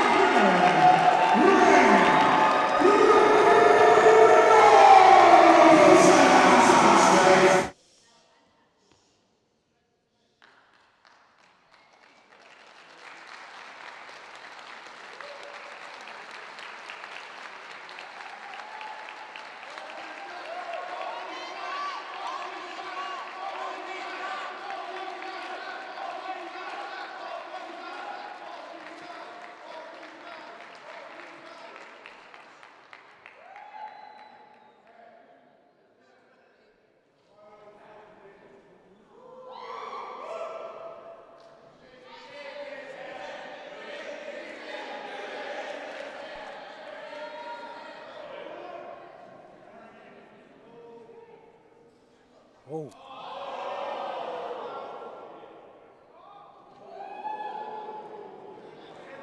Andrew, you know what this means? Ray Rosas just took the torch from B-Boy and threw it out. That was a figurative and symbolic statement right now. The flame of the New Age Punisher over 2 decades of dominance has just been snuffed out by the gifted and talented Ray Rosas.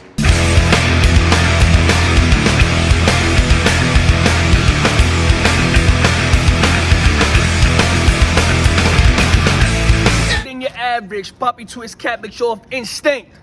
Mi gente, February 25th, Cudahy, California. Yeah, go, Poppy, the Epic Pro LA. That's right.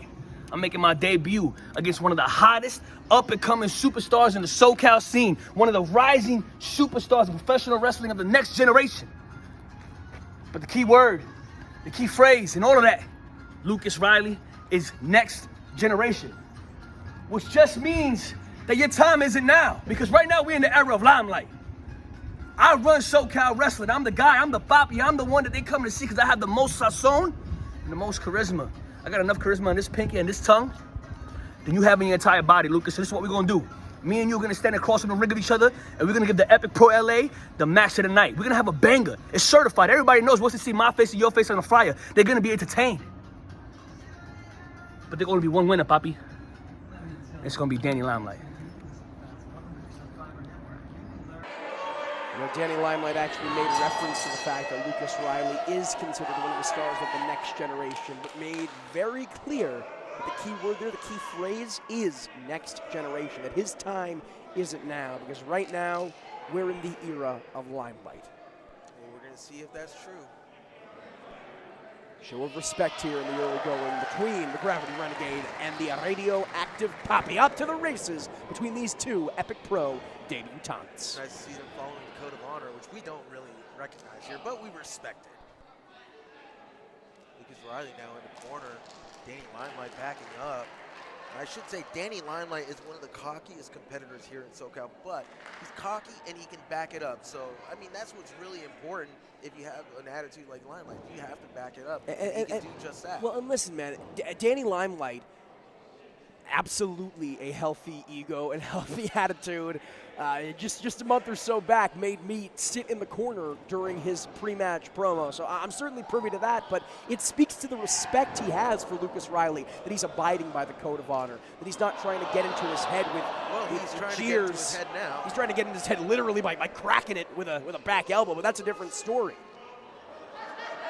I should say Lucas Riley, very experienced in this building, actually defeated Cam Gates last year to be Santino Bros Intercity champion. Of course, Cam won it back. Wow, man, look at Lucas Riley getting a little fired up here. Maybe feeling a little disrespected by Danny Limelight. Hey, maybe I'm eating my words right now. Maybe that Code of Honor at the beginning was just Danny Limelight softening Lucas Riley up, taking him off his game. Riley, though, with a kip up. Limelight with a chop. And that's what I was saying earlier, Jordan. This is a rematch of an encounter they had in a promotion called Ground Zero in San Diego, ran by people. Oh, Lucas, though. Lucas Riley psychs Danny Limelight out around the ropes. Lots of great agility by Lucas.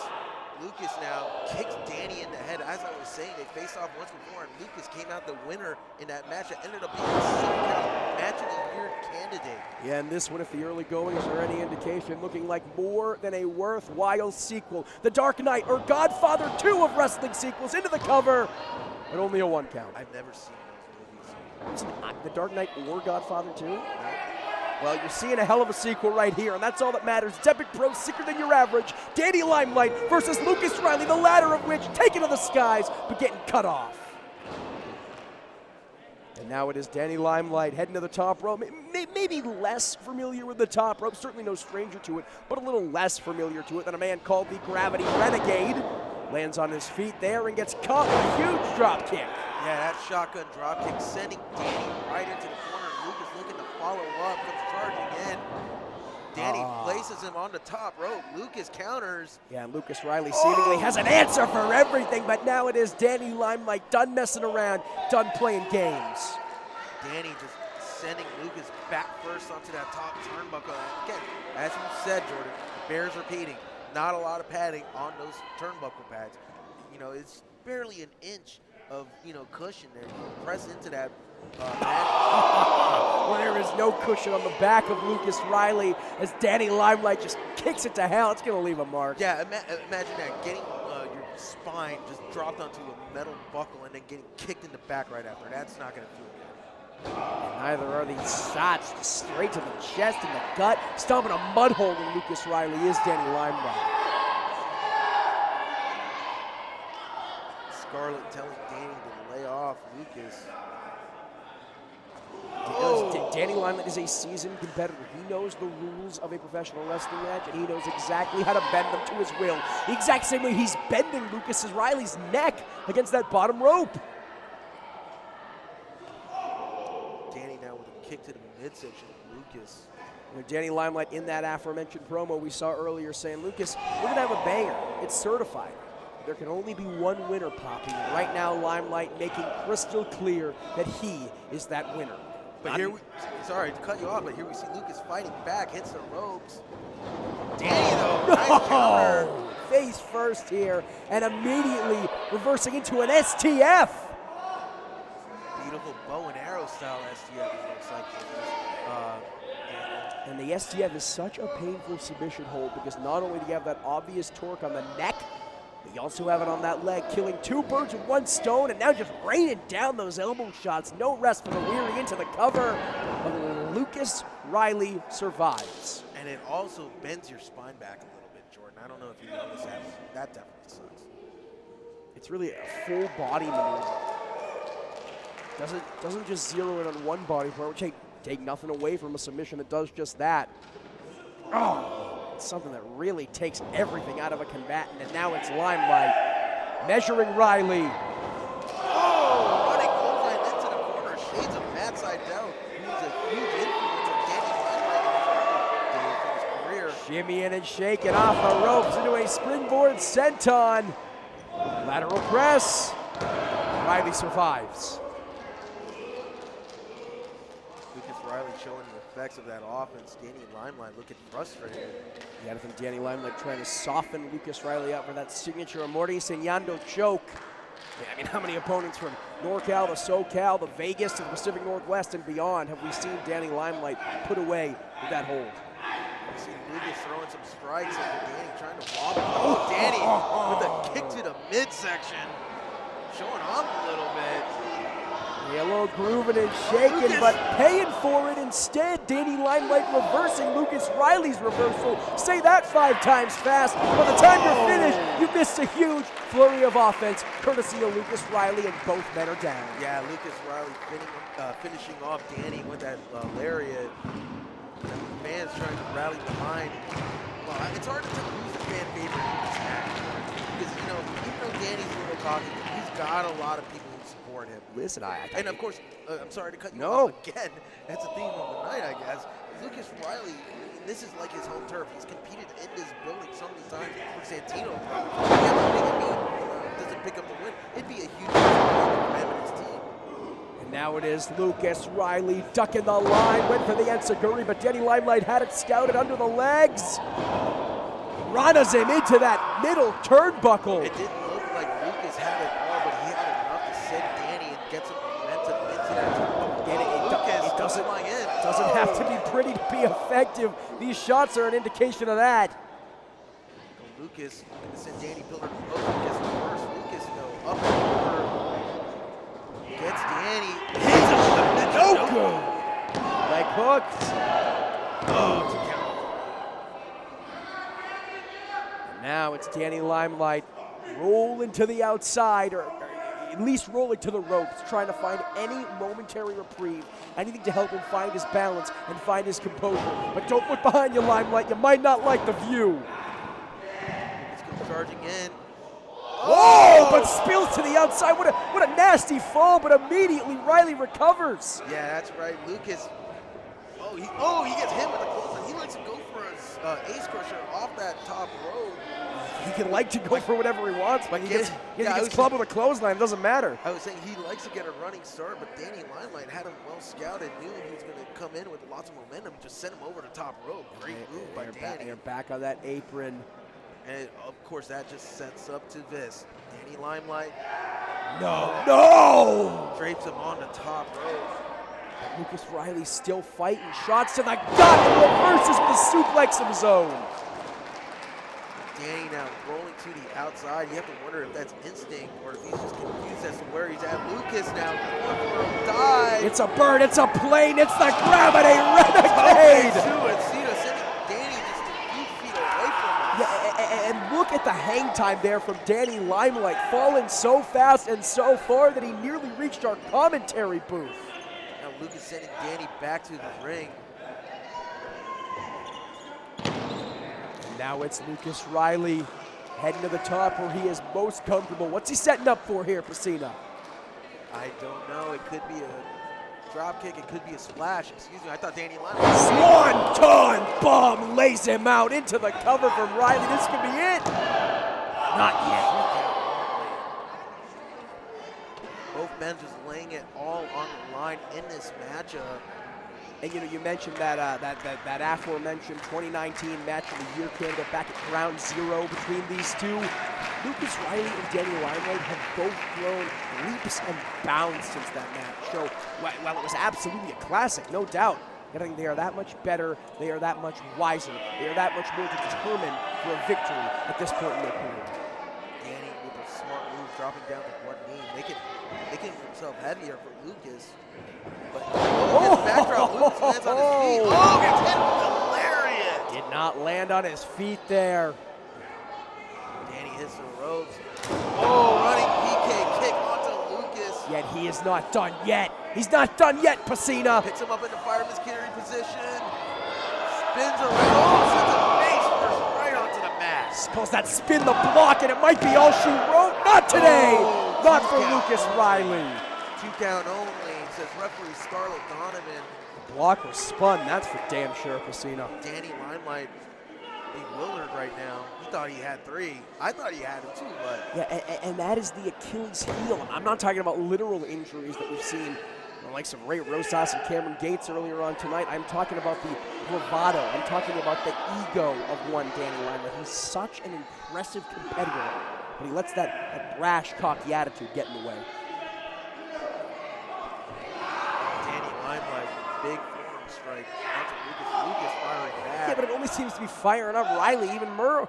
Yeah, both men exchanging strikes, trading shots. I mean, it's just going to be a matter of who hits harder.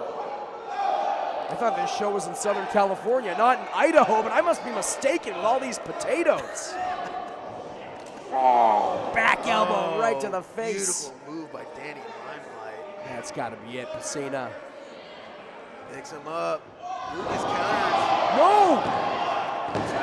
Oh, he almost had him right there on the counter. There was a momentary slip up trying to hook those legs, and I think without that, Lucas Riley would have been having his hand raised by Scarlett Donovan. But as it stands, Ace Crusher off the rope. Danny counters it into a rear naked choke. He's got that Maurice Yando. He's got it cinched in, and Lucas Riley has no choice but to tap.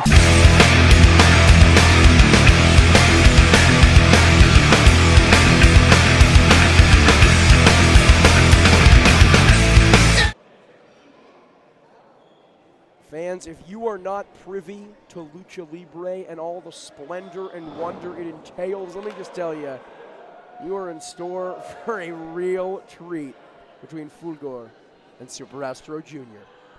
Whoa! That was not very traditional, shall we say.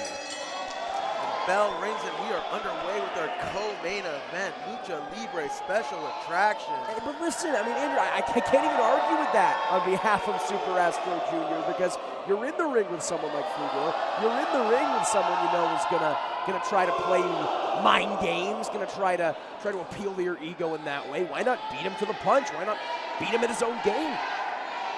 Fulgor now looking upset. Wouldn't you be if that happened to you publicly in front of 100+ fans here in the Bill Greene Sports Complex? I just leave. I would just leave. That might be exactly what Fulgor is doing. He has until Chad Rico's count of 10, but Super Astro Jr. not going to give him the courtesy. And that's another debut we want to mention here tonight, along with Fulgor, Danny Limelight, Lucas Riley, DKC, Juice Finau. Also, Chad Rico making his Epic Pro debut tonight. The best of the West. Love me some Reeks. Like we said, the best wrestlers and the best referees, the best talent here in Epic Pro. Chad Rico's drawn a hell of an assignment here. Got to be careful to not blink so as not to miss a second of the action here tonight. Both men locking up now. Now, I don't know about you, Jordan, but it looks like to me Fulgor has a bit of a height advantage. I think that's why he was playing at the height there in the early going, only to get a makeshift crotch chop courtesy of Super Astro Jr. I think you're absolutely right, but I think Astro Jr. maybe has a bit of the power advantage, a bit of the size advantage. I was about to say Super Astro looks a little more compact. They look like they could be the same weight, but it's that height difference that makes that changes the entire game basically. Right.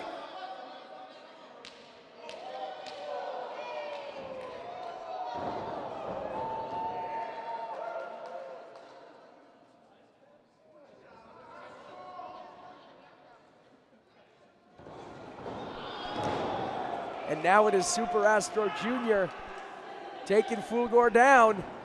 A leg lock. Yeah, beautiful work by Super Astro Jr.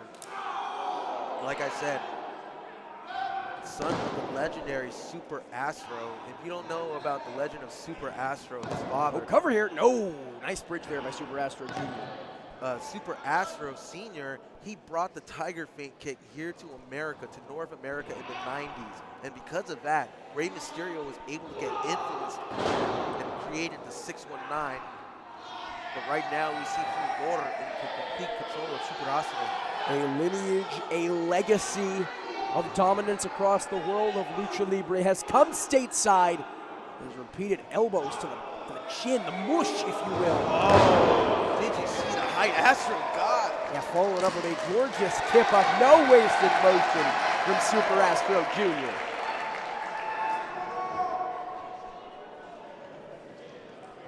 And now it is Fulgor here trying to regain his composure. I mean, really, it's been all Super Astro Jr. so far. Maybe it's that familial edge we talked about.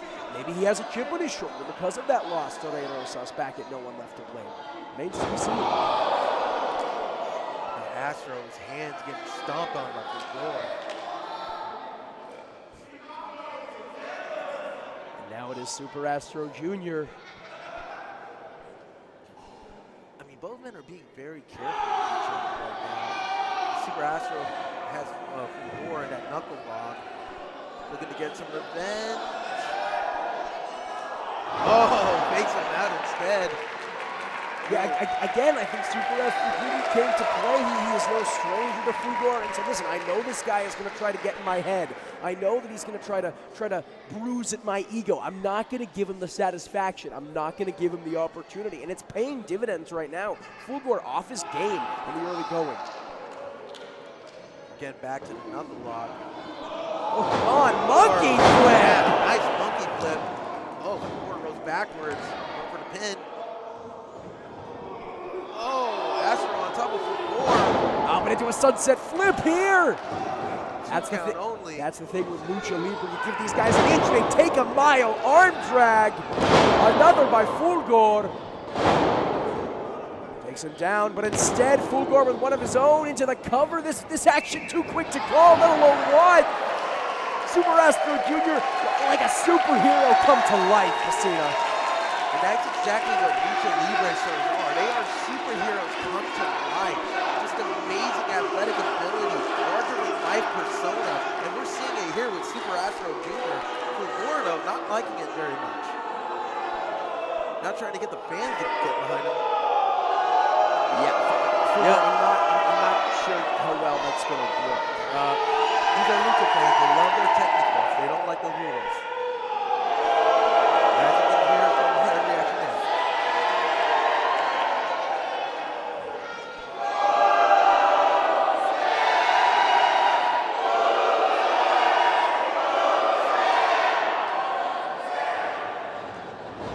Oh, now the action's picking up again.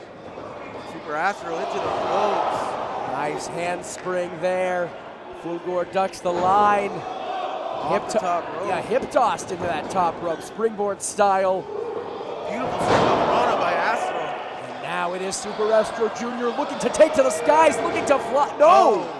Fulgor had it scouted. Astro saw. But Super Astro Jr. had Fulgor scouted, and now Fulgor finally in control. Yeah, catches him with that basement drop kick. Astro looking like he's favoring the knee. And Fulgor Jr., again, it's very interesting to me. He's choosing not to capitalize, instead to jaw jack with the fans, trying to mess with the faithful. I mean, that's just part of his attitude. That's just part of his persona. I mean, that's a basic Cudahy. As you can see, they love getting under the skin of the fans. And the fans don't really like Fulgor. But hey, credit where credit is due. He's taking the fight to Super Astro Jr. right now, beckoning the people away. Looking to Irish whip him, but Super Astro Jr. with that stocky stature, using it to his advantage. Oh, Fulgor with a chop to Astro. Yeah, man, I don't care how stocky you are, you're going to feel that one in the morning. Yeah, that's it. Fulgor more now. Oh, looking to hit Astro with that chair. Listen, man, those are not the signature steel chairs. While they may be comfortable to sit in here at the Greene Sports Complex, Andrew, I can promise you that hard plastic, whether it's in a chair or a trash can, does not feel good being lodged against the cranium. And I should note, Jordan, that basket right there, it was outside, so there's rainwater in there. Yeah. Hope nobody slips on it. But Fulgor, Rudo, he doesn't care. Again, Rudos don't care. No, he's playing a very dangerous game here. Barely cares about his own safety, let alone that of his opponents as he goes for the cover. Rico into the count. Only a 2. Rudos care about is getting wins, getting paychecks. They don't care about honor. They don't care about integrity. Cover here. No. Yeah, I mean, Messina, it's an excellent point here. And on the one hand, that can lend itself to victory. Hold on, well, this is not going to lend yourself to anything. You're going to get yourself disqualified. Wasting precious seconds with Super Astro Jr. neutralized to threaten referee Chad Rico, just doing his job. Astro gets sent into the corner. Oh, gets hit with that clothesline into the corner. Uh-oh, and now Shades of match setting him idea. up. Uh-oh. This is not looking too good for the plums, the twig and berries of one Super Astro Jr. Oh!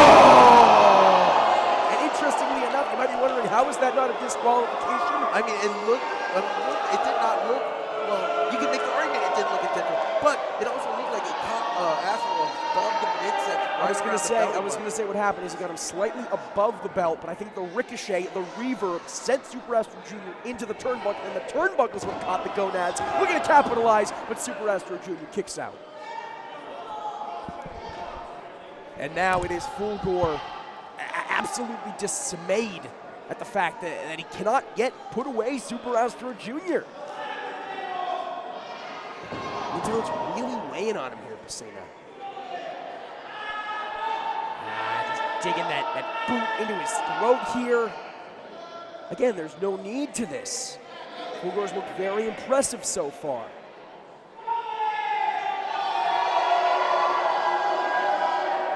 As I mentioned earlier, sometimes feeding off the crowd, that doesn't always mean buying into the adulation. Sometimes, crucially, it can mean buying into that hatred, feeding off of that. Right to the chest. Really just egging the people on here, Messina. Yeah, that's right. Again, like I said, Rudos, they don't care. They just love getting under people's skin and winning matches. They also love humiliating their opponents. Yeah, I think Fulgor trying to make an example out of Super Astro Jr., but Super Astro Jr. not gonna let it happen. Nice cross body there, followed up by a springboard arm drag. Fulgor gets sent to the outside. Astro with so much momentum right now, going to the top rope. He's not done yet. What's he thinking? Orihara moonsault off the top. That moon was salted and peppered by Super Astro Jr. And still he's not done. He's going for another one. Tope Suicida! Right into the third, fourth, fifth rows here in Cudahy. Nearly getting slammed into the wall, Wile E. Coyote style. And both men going all out. As I said, Fulgor, I should mention, moving here to San Diego recently from Mexico City. Super Astro also making the turn earlier. And again, a trend going on right now in Lucha Libre. All these lucha stars want to come to America and show what they can do. And we're seeing it right now. Both men laying it all on the line tonight. Well, it's a tale as old as time in professional wrestling, whether it's Mexico, Canada, the United Kingdom. It doesn't matter. Super Astro Jr. into the cover here. It doesn't really matter. At the end of the day, it's called an expedition. It's called trying to expand your horizons, as you said. Trying to make yourself the best, most worldly, most world-traveled professional wrestler you can be. And if, man, what we're seeing here in our co-main event at Sicker Than Average is any indication, they're doing a damn fine job. Oh, ducks that lariat, it seemed like. Ducks it, wing like kip-up, follows it around with a spin kick. Oh, I was thinking maybe sunset flip code red. Oh! Or counters it. Digging Super Astro Jr. neck first into that mat. That mask gives you no pad, and I don't care. This has got to be it. No! Kick out there by Astro to count almost his referee Chad Rico. And Fulgor getting more and more frustrated. And as we said, a frustrated fighter is a sloppy fighter, Pesina. Mad fighter, bad fighter. He is the same way you play. And I mean that your version rhymes. I'll take your version. I mean, I've heard it a million times. But as I was saying, Mad Fighter is a bad fighter. They'll just go on instinct and emotion instead of technique and strategy. You see Fulgor with a drop to hold, followed up by an elbow drop to gets him with a running knee strike. A nice shining wizard there from Fulgor. He's saying that's all she wrote. But interestingly, not going for the cover. I think Pesina, if I'm not mistaken, he's trying to scale the top rope. He's trying not just to put Super Astro Jr. away, but to do it decisively, to do it with that signature Lucha Libre flair. Astro is in position for something that moves on. Oh! But gets caught right across the chin with that kick. Astro going for the pin. 1, 2. No. 2 count only. Yeah, I wonder how much that took out of Fulgor. I mean, you gotta think a hell of a lot. Usually you see those. You basically did a backflip onto someone's feet. Well, I mean, usually you see those top rope maneuvers countered with knees to the gut. No get me wrong, knocks the wind out of you, hurts like there's no tomorrow. But a kick right to the chin? Yeah. I mean, that's gonna knock you silly in a whole You're different way. getting concussed on that for sure. And if that didn't do it, this just fine suplex sends him down. Maybe thinking 3 amigos. Maybe thinking 3 caballeros. Astro going for the second. That's the name of Donald Duck and his 2 bird friends. I Googled it after last show. It was killing me. And Super Astro Jr. trying to complete the hat trick. Amigos, caballeros, it doesn't matter with a shimmy like that. Will third time be the charm? Paying tribute to the late great Eddie Guerrero from Florida, though. Oh, hits him with the forearm strike. Oh! Nice lung blower there. Yeah, big lung blower by Fulgor. Follows up with a second. It didn't look pretty, but he got it. There's a backstabber there by Fulgor into the cover. And 1, 2. No! Chad Rico says it was close, but it was 2.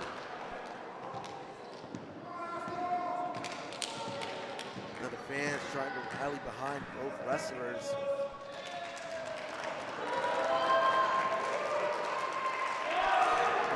Fulgor comes charging in, misses. Astro with a clothesline to the back. Oh, yeah, man. Don't let that flashy offense fool you. These luchadors can hit like hell. And that lariat proved just that. Spanish fly! Off the middle rope.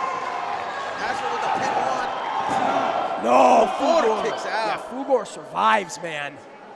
Dangerously close to that rope. Super Astro Jr. He's trying to put Fulgor away. He's got to get away from that region of the ring. Astro draw kick sets Fulgor to the outside. Astro hits the rope. What's he going for? Oh! I was thinking tiger feint kick, but nobody home. Oh my God! Springboard swanton to the outside! While Fulgor was on the floor as well, I should mention a signature move of Super Astro Jr.'s dad, now being brought into the new generation. Fulgor on the floor, say that 5 times fast. But yes, Super Astro Jr. carrying on the legacy in a very painful way for one Fulgor.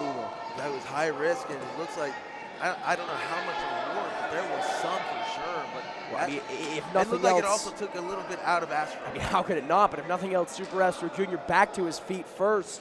Has to finish this one in the ring. You can go to the outside, you can hit these amazing death-defying maneuvers all you want, but you can only get the 1, 2, 3 in the ring, and that's what Super Astro Jr. is trying to do. And lateral press 1, 2. 2 count only, says referee Chad Rico. And Super Astro Jr. just looks exhausted. Sometimes it can be hard to tell the expression where these luchadors are at mentally with those masks. Body language says it all. Super Astro Jr. has given Fulgor so much at this juncture. Fulgor now on his knees, trying to get back up, back on his feet now. Oh! Chop to the chest. Oh! Pesina, Fulgor is wearing a shirt, and Super Astro Jr.'s chop might have sounded even louder. How the hell does that work? Oh. I don't know. I'm not a scientist, but I can tell that. Hey, you're no Darwin Finch. No. Oh, Jesus Christ. Oh, that was more butting, but that still hurt. Oh. Now it's Fulgor against the ropes, but gets caught with a huge high knee from Super Astro Jr. into the ropes himself. Oh, hits with the forearm. Excuse me, discus forearm. Both men hit the ropes. Double. Both men down. Casino, what a contest. Lucha Libre at its very finest.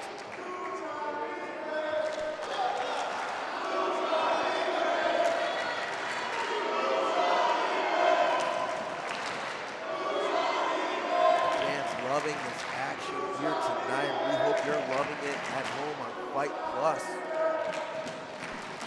Be sure to follow us on social media at Epic Pro LA, Facebook, Instagram, and Twitter.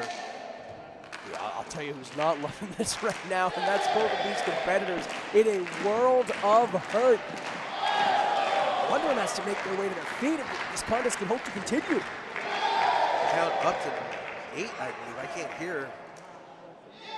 Looks like they're both up now. Yeah, both up at the exact same time. All it's going to take is one more big move. One more big move at this juncture, and Fulgor might be the one to hit it. Oh! Folded him up like an accordion, and now into the cover. Astro Jr.'s out cold, man. No! 2 count only. Wow. Fulgor is frustrated, and Rudo attitude aside, I can't argue with him. I really thought that was it. Oh, Mexican Destroyer! Astro is down. Yeah, but Fulgor Jr. has got to capitalize, whether frustration or exhaustion, perhaps a combination of both. He's got to put him away.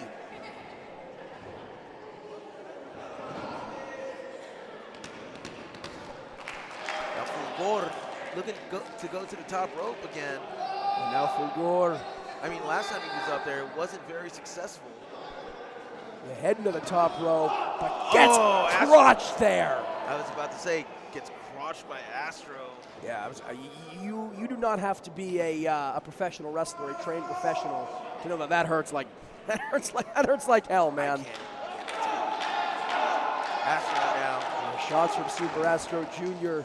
leveling Fulgor. Astro now looking to join him on the ropes. This is a very dangerous position. Wheelbarrow! Takes him down! Super Astro Jr. picks up his first victory in Epic Pro.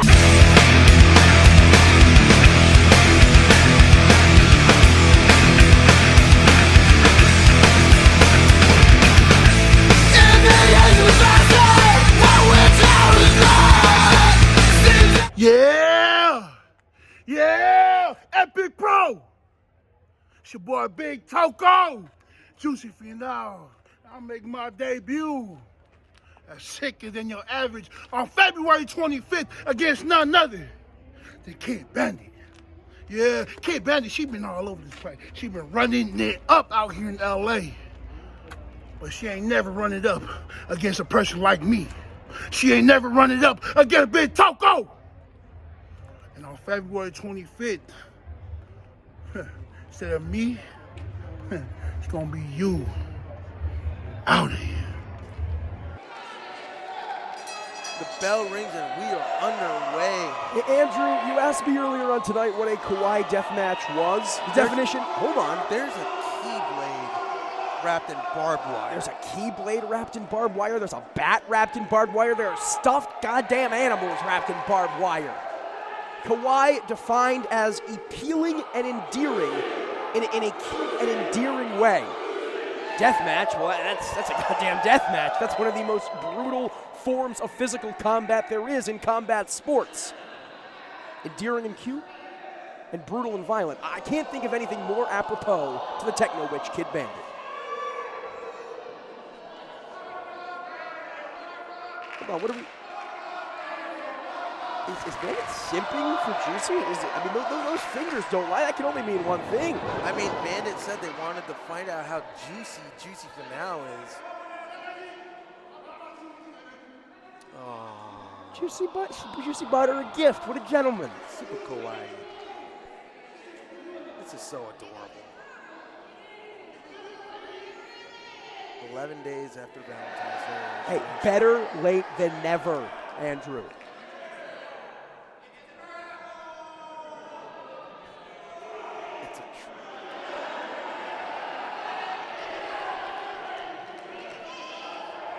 this could be a trap. I mean, Juicy could be luring her in. Well, listen, we saw plushies abound in the video we saw moments ago with Bandit challenging Juicy. What a lovely, thoughtful gift! Oh! Well, maybe not.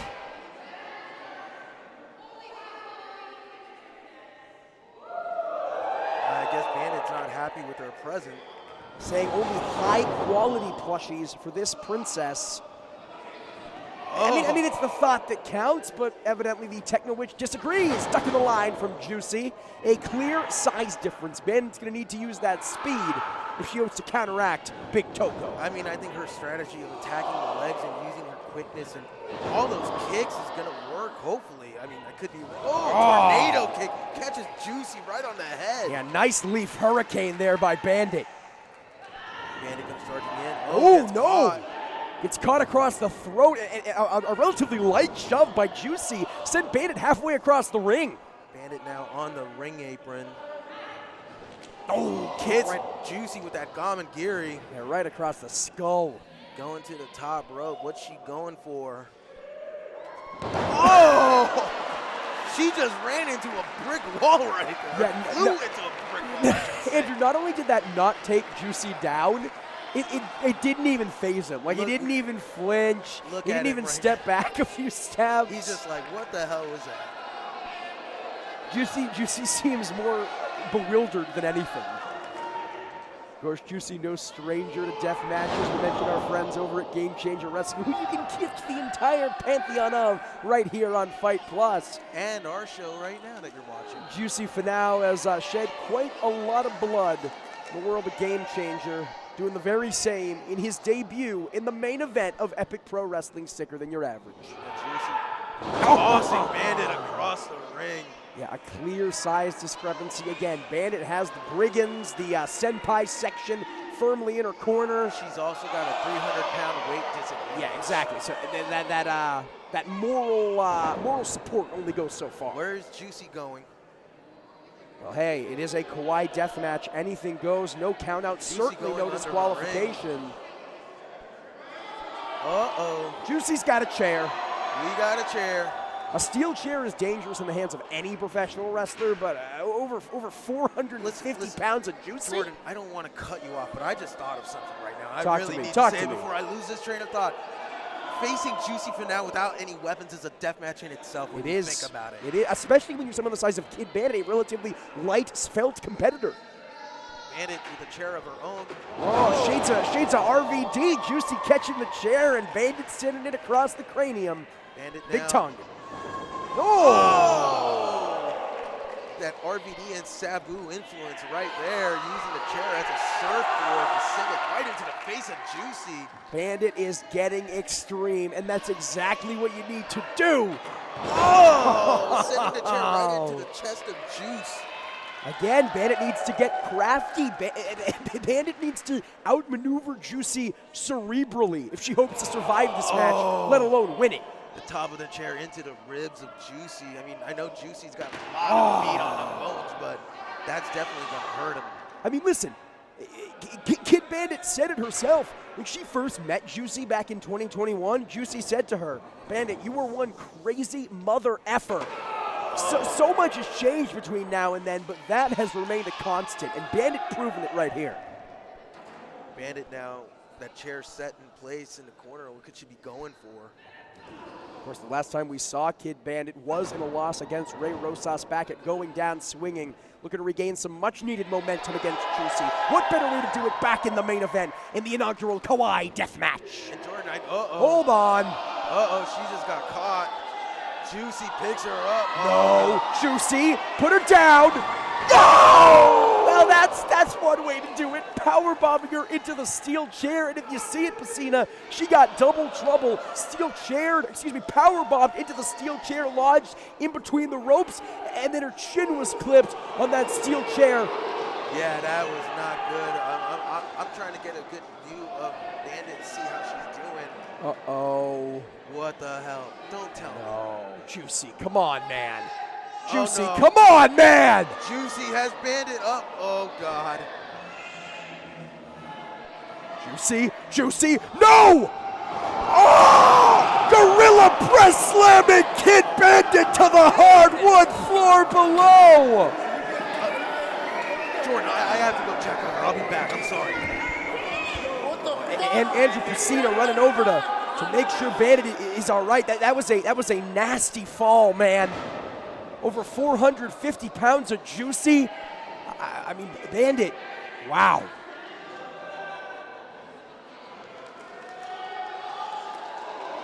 The lengths these athletes are willing to go, unparalleled. It is the main event of Epic Pro Wrestling, sicker than your average. And if I'm not mistaken, Juicy Finau has a staple gun in hand, as if that gorilla press slam to the hard linoleum floor wasn't enough. They're trying to staple a dollar bill. No. Oh, right onto the arm of Bandit. Why? Jesus, man.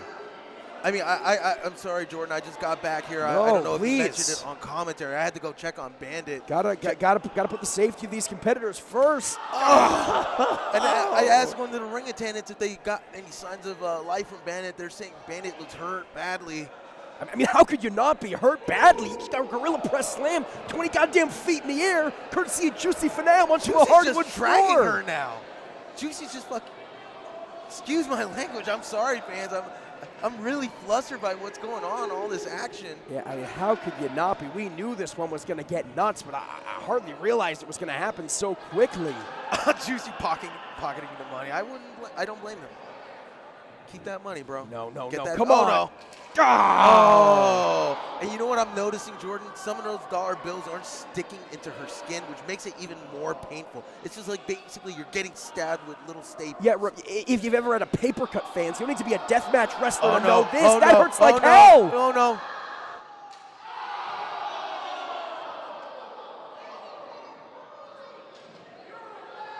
I've heard of putting your money where your mouth is, but this is just ridiculous. Yeah, I mean, I know the fans aren't doctors, but that's true. Yeah. He is. Juicy for now, showing no regard for Bandit's life. Well, as Kid Bandit says, barely any regard for her own life. I mean, she's not going to have any for Juicy's, and he's returning the favor in kind. Oh, he's just dragging her across the gym floor. She's lifeless, man. Talk about beating a dead horse. He's beating a dead Kid Bandit right now. And all the fans surrounding both competitors, while our security team doing a great job trying to keep them from getting hurt. Uh-oh. And he has stacked the dollars. There are $2 now across the forehead of Bandit, as if one wasn't enough. Oh, God, no.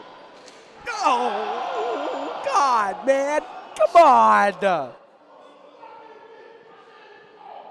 And look at Kid Bandit just writhe and wriggle in pain. We know Bandit's all about having fun, connecting with their brigands, but this is just a step too far, man. Oh, no.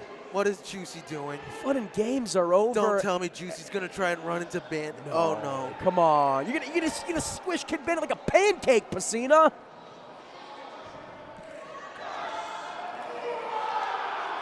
Has her scouted. No! Juicy Finau, be careful what you wish for. Sent spilling into those chairs. Nobody home, but it was a strike. No spares needed on this one. Oh my God! It's like a snuff film. It's like a murder scene out here. Yeah. Chairs and dollar bills and steel chairs strewn everywhere. It reminds me of watching so many fabulous old school deathmatch wrestling videos when I was a kid. I don't know about you, Jordan, but I'm feeling very nostalgic as we see Bandit with the crimson mask now. Yeah, shades of Nicolas Cage and Mandy. The blood just pouring down, and this sick freak Kid Bandit is laughing. She's laughing, Piscina. That girl crazy. Gushing blood and laughing. I will never understand Kid Bandit. No, Bandit, I'm sorry. Hold on. He's begging for his life. Forgive me, right? No!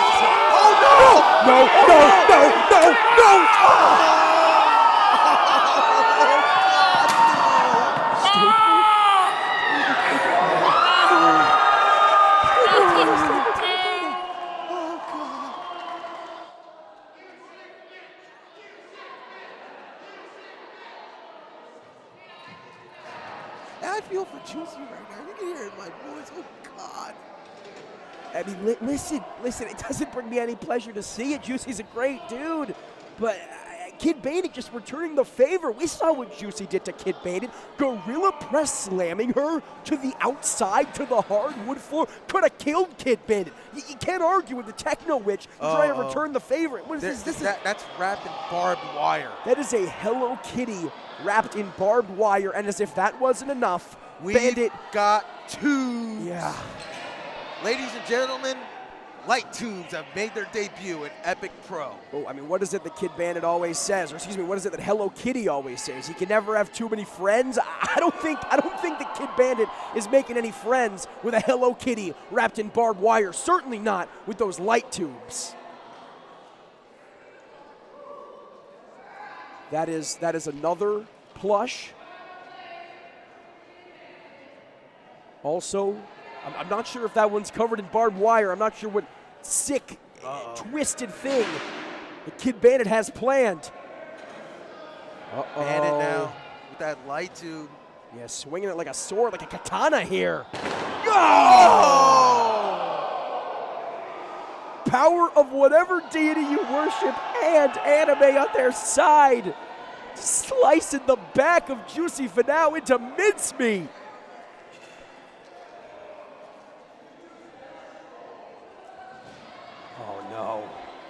Oh no. Bandit wielding those light tubes now. Oh God! Oh! Blood just pouring from the shoulder of Juicy Finau and a bop across the head for good measure.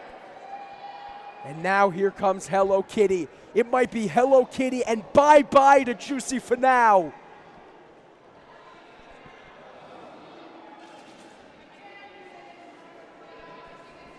Man, this does not look good.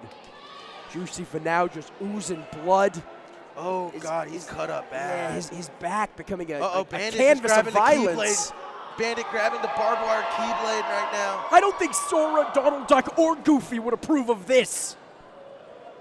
Juicy bleeding all over the place. Oh God. No, as if the back wasn't cut up enough, just digging the barbed wire keyblade into Juicy's back.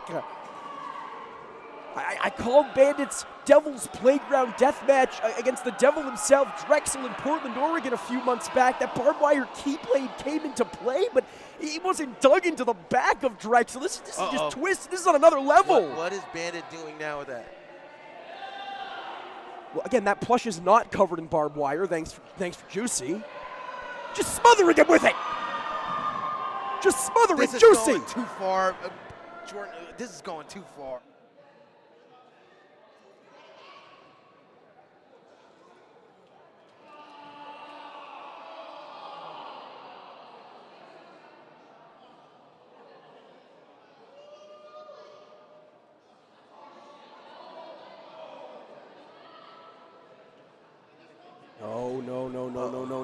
No. The barbed wire, Hello Kitty's back, and Bandit's digging into that backpack. Oh she just my God. doused herself in thumbtacks. A thumbtack shower for the protagonist of professional wrestling. Nothing sanitary about that. Nothing refreshing about that. Certainly not for Juicy. What is she doing? She's winning by any means necessary. It's Fight Plus, man. It's Epic Pro Wrestling. She needs this win. She needs to bounce back after the loss to Rosas. She's got that Hello Kitty barbed wire backpack. That is not a sentence I thought I would be saying on pro wrestling commentary in 2023, but here we are. I've learned one thing, Jordan, over the years. That's never say never. Yeah, Big Juicy trying to get back to his feet. Barely knows where he is right now. Bandit, though. What is Bandit going for? I don't think Juicy knows what's going on. Don't look behind you, Juicy. You might not like the view. Oh, Juicy catches her. No. Oh! For the second time tonight, Kid Bandit slammed back first onto the hardwood of the Bill Greene Sports Complex, but Pasina, this time there were goddamn thumbtacks! There were thumbtacks, there was broken glass, and then it's on top of that, barbed wire wrapped on that backpack. You want to talk about glass? I think that Big Juicy's trying to take a page out of Limp Bizkit and break more stuff. He's got those tubes in hand once again.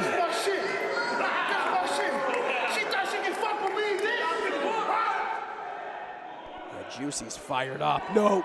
No!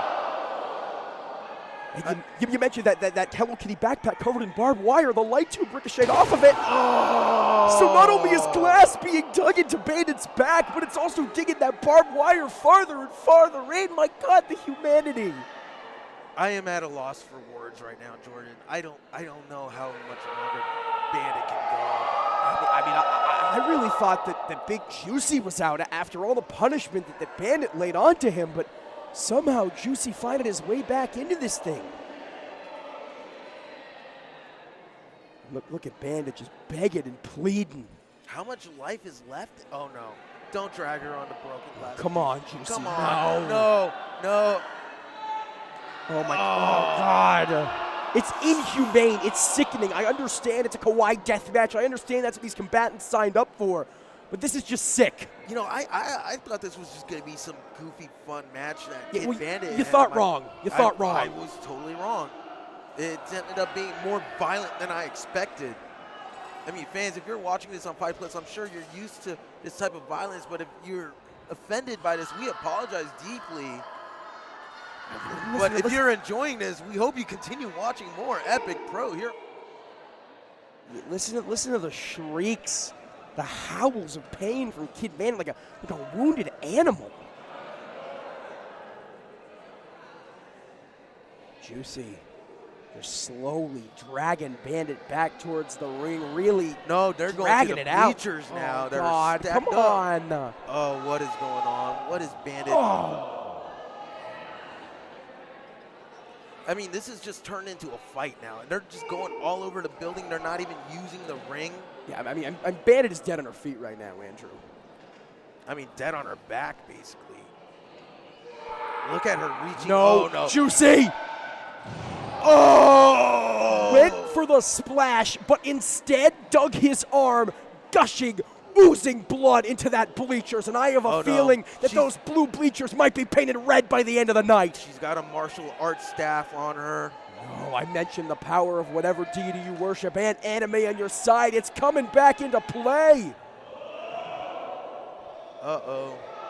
Oh, she lost it. Well, I mean, you got to think Kid Bandit loosened all this blood. I mean, all that sweat and blood on her hands has got to be making it slippery. Well, it's making it slippery, but also you got to think she's losing her composure here. It's hard to know what's left and what's right, but cuts Juicy down at the heels. No! Right across the back. Thumbtacks and glass and cuts from the barbed wire. I mean, that just sucks without those weapons at all. I mean, you're going through physical pain right now. You're bleeding. You're bewildered. Bandit.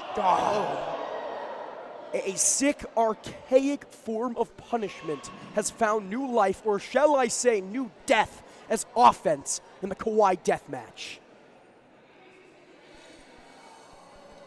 I mean, look at the fans surrounding both competitors. Yeah, a sort of hush has almost fallen over the fans. They can scarcely believe this. Look at that, just digging it into Juicy, ricocheting it off of the big man.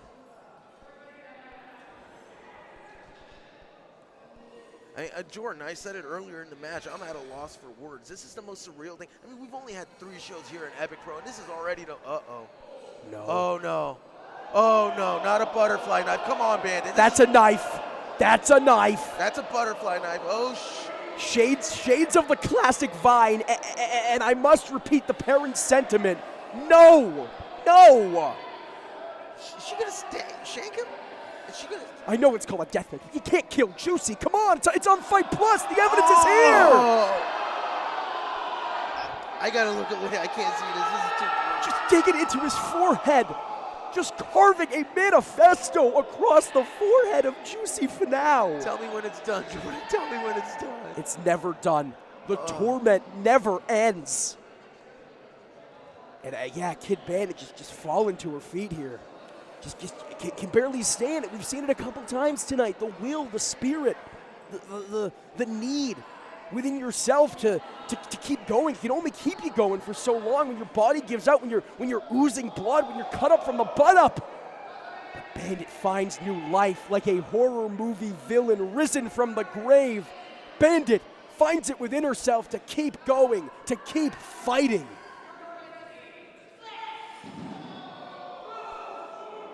Bandit telling the fans to move. And now it's Bandit parting the people. As far as I'm concerned, this match can only be won in the ring. Is that correct? I do not know. We'll have to find out. I mean, the referees are privy to all the rules. We weren't told anything by Bandit. Bandit said, you know, you're going to have to find out. And we're finding out. After round one, we find Oh my out. God, oh my God, oh my God! Oh!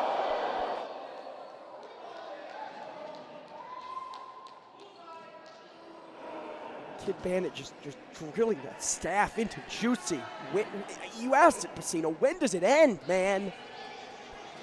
Now they're going back into the ring. As you mentioned, Bandit saying that she wants to poke Juicy with so many things just to see how juicy he really is. I think if that blood gushing out of his back is any indication, he is pretty damn juicy.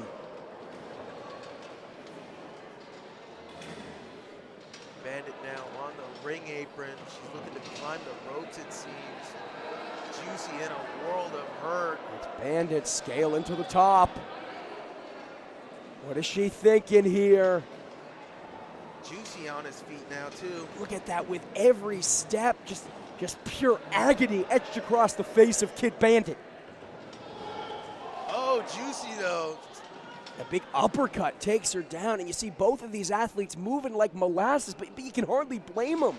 They've gone through so much. Uh-oh, Juicy now. No, Juicy, come on.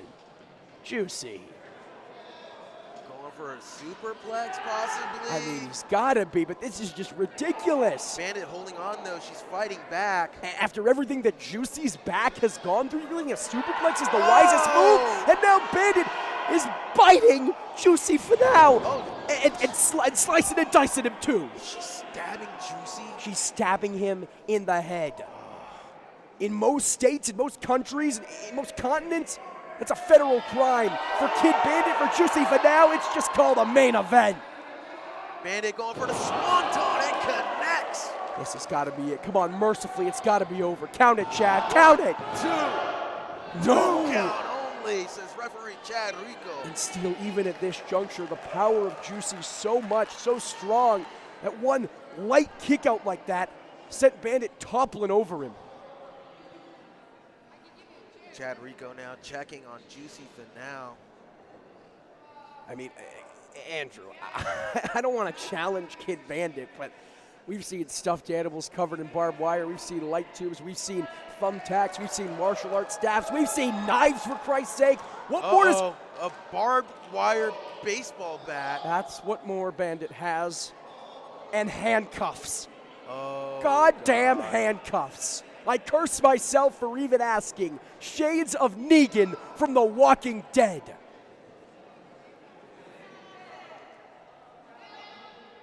Making Juicy her own personal Glenn.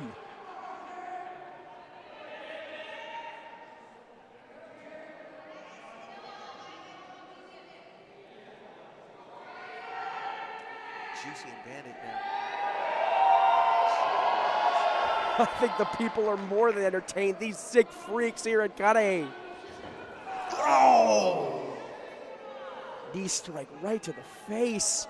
And now handcuffing Juicy. What on earth could Kid Bandit have in store for the big man? I don't know if Bandit's going to be able to fit those handcuffs around that thick wrist of Juicy. I think the one handcuff is around, but Juicy with neutralizing her. Yeah, cutting her off at the pass with the headbutt.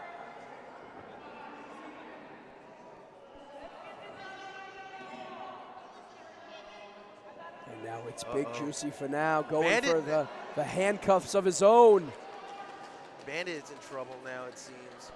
Hoping to use Kid Bandit's own weapon, Kid Bandit's own strategy against her. Just raining the boots in, stomping the mud hole into Bandit.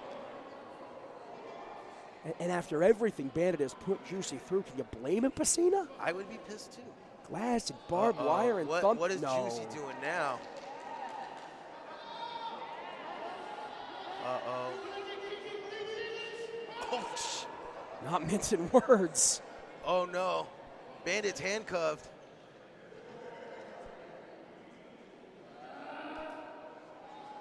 And I want to point out that I'm booked on a show in San Francisco in Northern California, the other side of the coast tomorrow. Juicy has to wrestle tomorrow, and still, he's laying it all on the line against Bandit.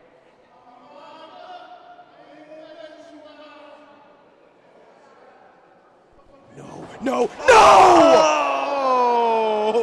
Lucille is thirsty. She is a vampire bat. And Lucille, the barbed wire bat, just got struck across the skull of Kid Bandit.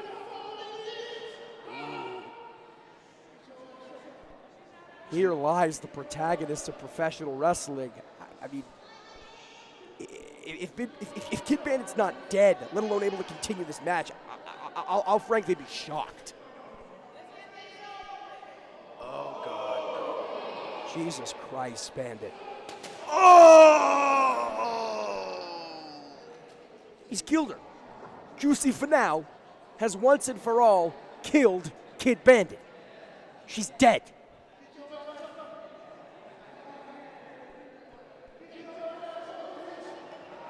I mean, Pacina, this is almost hard to watch. I'm fortunate enough to call Kid Bandit a friend in real life and outside of the ring, and this is just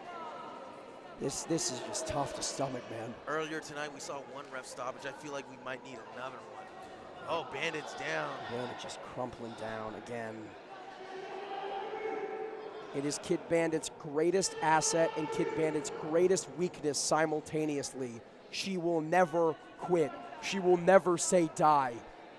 Juicy might just have to kill her to make it happen. Juicy now tossing that bat. Picking Bandit up.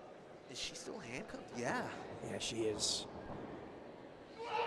Oh my God! Right across the face. Bandit again handcuffed. No way to block that shot. No way to cover her face. And now the barbed wire. Juicy has that narwhal covered in barbed wire. I think the song says something about swimming in the ocean. Tonight it's swimming in blood. Juicy now trying to get the fans. Oh, Bandit moves out of the way. Yeah, perhaps on instinct alone, Bandit evades the splash. Uh-oh, Juicy now looking wobbly. Yeah, Juicy on spaghetti legs. Back looks like meat sauce. It's only fair.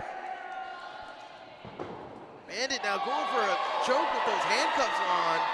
And you gotta think, just wrenching that steel against the throat of Juicy. Cutting off the supply of oxygen. No. Oh, back first into the corner.